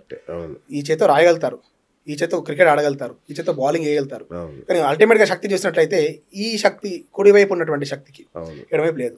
మనం చూసినట్లయితే మన బ్రెయిన్ని 3 భాగాలుగా ఉంటాయి. సెరిబ్రమ్, సెరిబెల్లం, మెడిల్లా ఆబ్లాంగేట్ అని చెప్పి 3 భాగాలుగా ఉంటాయి. ఇటువైపు బ్రెయిన్ పాడైతే ఇటువైపు శరీరం పడిపోతుంది, ఇటువైపు బ్రెయిన్ పాడైతే ఇటువైపు శరీరం పాడైపోతుంది. సో ఇవన్నీ కూడా నాడీ వ్యవస్థలో చూసినప్పుడు కుడివైపు కాస్త ప్రశస్తమైనటువంటిది కాబట్టి సకల శుభాలు కోరేటువంటిది, పాజిటివ్ ఎనర్జీ అని చెప్పాలి. లౌకికంగా చెప్పాలంటే పాజిటివ్ ఇచ్చేటువంటిది కాబట్టి అట్లా వెళ్ళడం వల్ల అభ్యంతరం ఏం లేదు, కానీ దీనివల్ల చేయడం వల్ల శ్రేయోదాయకంగా ఉంటుంది. పితృపక్షాల్లో శుభకార్యాలు ఎందుకు చేయకూడదు? పితృపక్షాల్లో ఖచ్చితంగా కేవలం మన జన్మ కారకులైనటువంటి పితృదేవతలను ఆరాధించమని చెప్పారు. ముందుగా నీకు మూలం ఏమిటి, నీకు ఉద్భవించడానికి మూలం ఏమిటి, నువ్వు చేసేటువంటి కర్మలు ఏమిటి, ఎవరు రుణం తీర్చుకోవాలి, ఆ కర్తవ్యాన్ని చేసిన తర్వాత శుభకార్యాలు చేసుకోని చెప్పారు. శుభకార్యాలు ఏం చేస్తాయంటే మనలో ఒక సన్మార్గంలో పెడుతుంటాయి. కానీ ఆ సన్మార్గంలో పెట్టేటువంటి దానికి అధికారం పొందాలంటే పితృదేవత ఆరాధన చేయాలి. శ్రాద్ధము అంటారు. శ్రాద్ధం అనే పదానికి శ్రద్ధగా చేయమని అర్థం. కొన్ని సందర్భాల్లో భగవత్ ఉపాసన చేసినా చేయకుండా దోషం లేదు, కానీ పితృకర్మలను విధిగా ఆచరించమని చెప్పారు, శ్రద్ధగా చేయమని చెప్పారు. అందుకే దాన్ని శ్రాద్ధము అని చెప్పారు. కాబట్టి పితృపక్షాల్లో సంవత్సరానికి 15 రోజుల పాటు పితృపక్షాలు అంటాం. ఈ 15 రోజుల పాటు మహాలయ పక్షం అంటాం. ఈ టైంలో పితృదేవతలను ఆరాధన చేయడం వల్ల ఈ శుభకార్యాలు అయితే మనం చేద్దాం అనుకుంటామో దానికి శక్తి వస్తుంది, దానికి అధికారం పొందుతాం, చేసేటువంటి శుభకార్యాలు నిలుస్తాయి. అది నిలవాలంటే పితృకర్మలు చేయాలి. పితృపక్షాల్లో కానీ మామూలుగా కానీ ఈ యొక్క శ్రాద్ధ కర్మలు చేసే ఆనవాయితీ ఒక కుటుంబానికి లేదనుకోండి, అప్పుడు ఏంటి? ఇప్పుడు చేయొచ్చా? ఇప్పుడు మొదలు పెట్టొచ్చా? ఇప్పుడు ఈ ప్రశ్న వింటుంటాము. పూర్వజనం అందరూ కూడా పితృకర్మలు ఆచరించినటువంటి వాళ్ళే. కొందరు బియ్యం ఇచ్చారు, కొందరు శక్తి ఉన్నటువంటి వాడు పిండ ప్రదానం చేశాడు, ఇంకా శక్తి ఉన్నటువంటి వాడు మహాలయ పక్షంలో 100 మంది పిలిచి భోజనం పెట్టాడు, ఇంకా శక్తి ఉన్నవాడు గోదానం చేశాడు, భూదానం చేశాడు, దేవాలయ నిర్మాణం చేశాడు. కానీ చేయకుండా ఎవరు లేరు. పెతరమాస అంటారు తెలంగాణ ప్రాంతంలో. ఆంధ్ర ప్రాంతంలో పితృ అమావాస్య అంటాం. ఆ అమావాస్యలో కనీసం బియ్యం అని ఇచ్చేది. ఈ 14 రోజుల పాటు జరిగితే 14 రోజుల పాటు చేసే అవకాశాలు అయితే అమావాస్య రోజు పితృదేవతల ప్రీతికరమైనటువంటి రోజు కాబట్టి ఆ రోజు ఇచ్చేది. అదేమిటి మేము ఆనవాయితీ లేదనే విషయం లేదు. కాబట్టి మీకు అవగాహన లేకపోవడం కావచ్చు. పూర్వకాలంలో దారిద్ర్యం అనుభవించినప్పుడు సందర్భంలో కొన్ని కర్మలు చేసాము, కనీసం నమస్కారం చేసామేమో, కేవలం పాద ప్రక్షాళన చేసాము. మా పూర్వీకులు కారెక్కి తిరగలేదండి, మేము తిరగట్లేదా? డబ్బులు రాగానే వెళ్ళి కారు కొనుక్కుంటాం. మా పూర్వీకులు పండక్కే బట్టలు కొనేవాళ్ళు, మీరు నెలల బట్టలు కొనుక్కోవట్లేదా? దాంట్లో అర్థం చేసుకోవాల్సిన విషయం ఏంటంటే ధర్మం ఎంతవరకు పాటించవచ్చు, దానికి ఎట్లా చేసే సన్మార్గంలో వెళ్ళగలుగుతామో అది గమనించి చేస్తూ ఉండడం మంచిది. లేదనే ముచ్చట ఎవరికి లేదు, అందరూ చేసినటువంటి వాళ్ళమే చేయాల్సిందే. ఆడపిల్లలు శ్రాద్ధ కర్మలు చేయొచ్చా? ఆత్మావై పుత్రనామాసి అని చెప్పారంటే పుత్రుడు తన రూపంగా భావిస్తుంది శాస్త్రం. ఎవరైతే తండ్రి ఉన్నారో వారి రూపంగా ప్రతిరూపంగా భావిస్తుంది పుత్రుడిని. కాబట్టి శ్రాద్ధాధికారం పుత్రుడికి ఇవ్వబడింది. ఒకవేళ కూతురు చేయాల్సి వచ్చిన సందర్భంలో ఆ కర్తృత్వం వహించి బ్రాహ్మడి చేత చేయించమని చెప్పారు. అంతేగాని స్త్రీపై ఆ బరువు పెట్టలేదు. ఓకే. ఆ దోషం కూడా స్త్రీకి కొంతవరకు రాదు. పితృకర్మలు చేయకపోతే పుత్రునికి వచ్చినటువంటి దోషం కుమార్తెకి రాదు. దీంట్లో డిస్క్రిమినేషన్ చెప్తుంటారు మన వాళ్ళు. డిస్క్రిమినేషన్ కాదండి, గమనించాల్సిన విషయం ఏంటంటే స్త్రీని తక్కువ చేయడం కాదు, అధికారాన్ని పుత్రునికి ఇచ్చారు, ఆ బాధ్యతను పుత్రుని చేయమని చెప్పారు. స్త్రీకి కేవలం నమస్కారం చేత మాత్రం చేత వారిని స్మరించినంత మాత్రం చేతనే వారికి మోక్షం కలగజేయమని చెప్పారు. కానీ పుత్రునికి విధిగా ఆచరించమని చెప్పారు. ఎందుచేత అంటే వాడి ఇంట్లో ఉండి వాడి సొమ్ము తింటున్నాడు, అనుభవిస్తున్నాడు కాబట్టి పుత్రునికి ఇచ్చారు. దీంట్లో డిస్క్రిమినేషన్ ఏం లేదు, కాబట్టి అధికారాన్ని పుత్రునికి ఇవ్వబడింది. పితృపక్షాల్లో కాకులకు మాత్రమే అన్నం పెట్టాలంటారు, ఎందుకు? కాకి గరుడ పురాణం ప్రకారంగా పితృదేవతలు కాకి రూపంలో సంచారం చేస్తారు అన్నటువంటి ప్రమాణం ఉంది. కనుక కాకులకి ఆహారం పెట్టడం చేత మీరు గమనించండి, మన పూర్వకాలంలో కొన్ని విశ్వాసాలు అనుకునేటువంటి ఇంటి మీద వచ్చి కాకి అరిస్తే చుట్టాలు వచ్చేవాళ్ళని చెప్పేసి ఇవన్నీ చూసినటువంటి వాళ్ళు ప్రాక్టికల్గా జరిగేటివి, అంటే జరిగేవి చాలా సందర్భాలు జరిగేటువంటివి. వర్షం పడి కాకి తడిస్తే మళ్ళీ వెంటనే ఎండొస్తే కాకి పెళ్ళైందని చెప్పేవాళ్ళు, కాకి పెళ్ళైతే ఇటువంటి ఫలితాలు వచ్చాయని చెప్పేవాళ్ళు, కప్పలు అరిస్తే ఇటువంటి ఫలితాలు వచ్చేటువంటి అని చెప్పేవాళ్ళు. అంటే ప్రతి జీవి కనెక్టే ఉంది యూనివర్స్తో. సో కాకి రూపంలో పితృదేవతలు ఉంటారని చెప్పేసి విశ్వసిస్తుంటాం. మీరు గమనిస్తే చాలా మటుకు కూడా పితృకార్యాలు సక్రమంగా జరిగిన చోట కాకులు మాత్రమే వచ్చి ఆహారం తీసుకుంటాం. ఈ మధ్య ఈ టవర్లు ఇత్యాదులని పెరగడం వల్ల, రేడియేషన్ వల్ల పక్షులు కనిపించకుండా ఏదో రూపంలో కాకి రూపంలో వచ్చి స్వీకరించే సందర్భాలు మేము ప్రత్యక్షంగా చాలా చూసాం. కాబట్టి ఆ లింక్ ఉంటుంది. ఆ పితృకర్మలు పితృదేవతలు తృప్తి చెందకపోతే రానటువంటి సందర్భాలు అనేకంగా ఉన్నాయి. అటువంటి సందర్భాలు నదిలో కలిపేస్తుంటారు. గ్రహణ సమయంలో ఎందుకు తినొద్దు, ఎందుకు నిద్రపోవద్దు? సహజంగా అంతరిక్షం నుంచి వచ్చేటువంటి రశ్మితో పోల్చుకుంటే గ్రహణ సమయంలో విషపూరితమైనటువంటి ఒక కిరణాలు భూమి మీద పడుతుంటాయి. ఆ సమయంలో ఏదైనా విషం ఆహారంపై కొంత విషం పడింది అనుకుందాం, తింటామా? తినడం వల్ల ఏమవుతుందంటే తర్వాత అనారోగ్యం ఇత్యాదులని సంభవిస్తుంటాయి. కాబట్టి ఆ కొంత సమయం భూమి అంతా కూడా చీకటి అవుతుంది. ఇంత తేజోవంతమైనటువంటి సూర్యునికే గ్రహణం పట్టడం వల్ల ప్రకాశించేటువంటి సూర్యకిరణాలు భూమికి రాకుండా ఆ గ్రహాలు అడ్డుకుంటాయి. సో విషతుల్యమైనటువంటి కిరణాలు భూమి మీద పడతాయని చెప్తుంటారు. అటువంటి సందర్భంలో తినకపోవడం వల్ల వచ్చే నష్టం ఏం లేదు. సరే మేము తింటామని వాదించే వాళ్ళు తిన్న తర్వాత అనారోగ్య పాలవుతారు. దానికి ఎవరు అతిథులు గారు. కాలికంగా మంచిగా ఉండొచ్చు, కానీ మన ఫైండే ఆ ప్రభావాన్ని చూపిస్తుంది. కాబట్టి ఆ విషతుల్యమైనటువంటి కిరణాలు పడతాయి కాబట్టి తినకుండా ఉండడం మంచిది అని చెప్పారు గురుగారు. నిజంగా అంటే ఒక జ్ఞాన యజ్ఞం చేసిన ఫీలింగ్ ఉంది నాకైతే. నిజంగా అంటే చాలా కొత్త విషయాలు తెలుసుకునే అది కలిగింది మాకు. ముందుగా మనం అనుకున్నా, యాక్చువల్గా నేను తెలుసుకోవాలనుకున్నా, 16 తరాలుగా మీరు జ్యోతిష్యంలో ఉన్నారని చెప్పారు కదా, ఒక్కసారి మీ పూర్వీకుల గురించి. మా పూర్వీకులంతా కూడా కూడవెల్లి క్షేత్రం అని సిద్దిపేట జిల్లాలో ప్రస్తుతం భూంపల్లి మండల కేంద్రంలో కూడలి క్షేత్రం 2 వాగులు సంగమం చెందినటువంటి ప్రదేశంలో సాక్షాత్ శ్రీరామచంద్రుల వారు చేసినటువంటి సైకతలింగం, రాముల వారు సైకతలింగం చేశారు కాబట్టి రామలింగేశ్వరుడు అయ్యాడు. అదే క్షేత్రంలో ఆంజనేయ స్వామి వారు కాశీ నుండి శివలింగం తీసుకొచ్చి ప్రతిష్టాపన చేశారు. రాముడు నడియాడినటువంటి నేల అది. కాబట్టి 2 వాగులు కూడినాయి కాబట్టి కూడలి కాస్త కాలక్రమంలో వెళ్ళేయింది.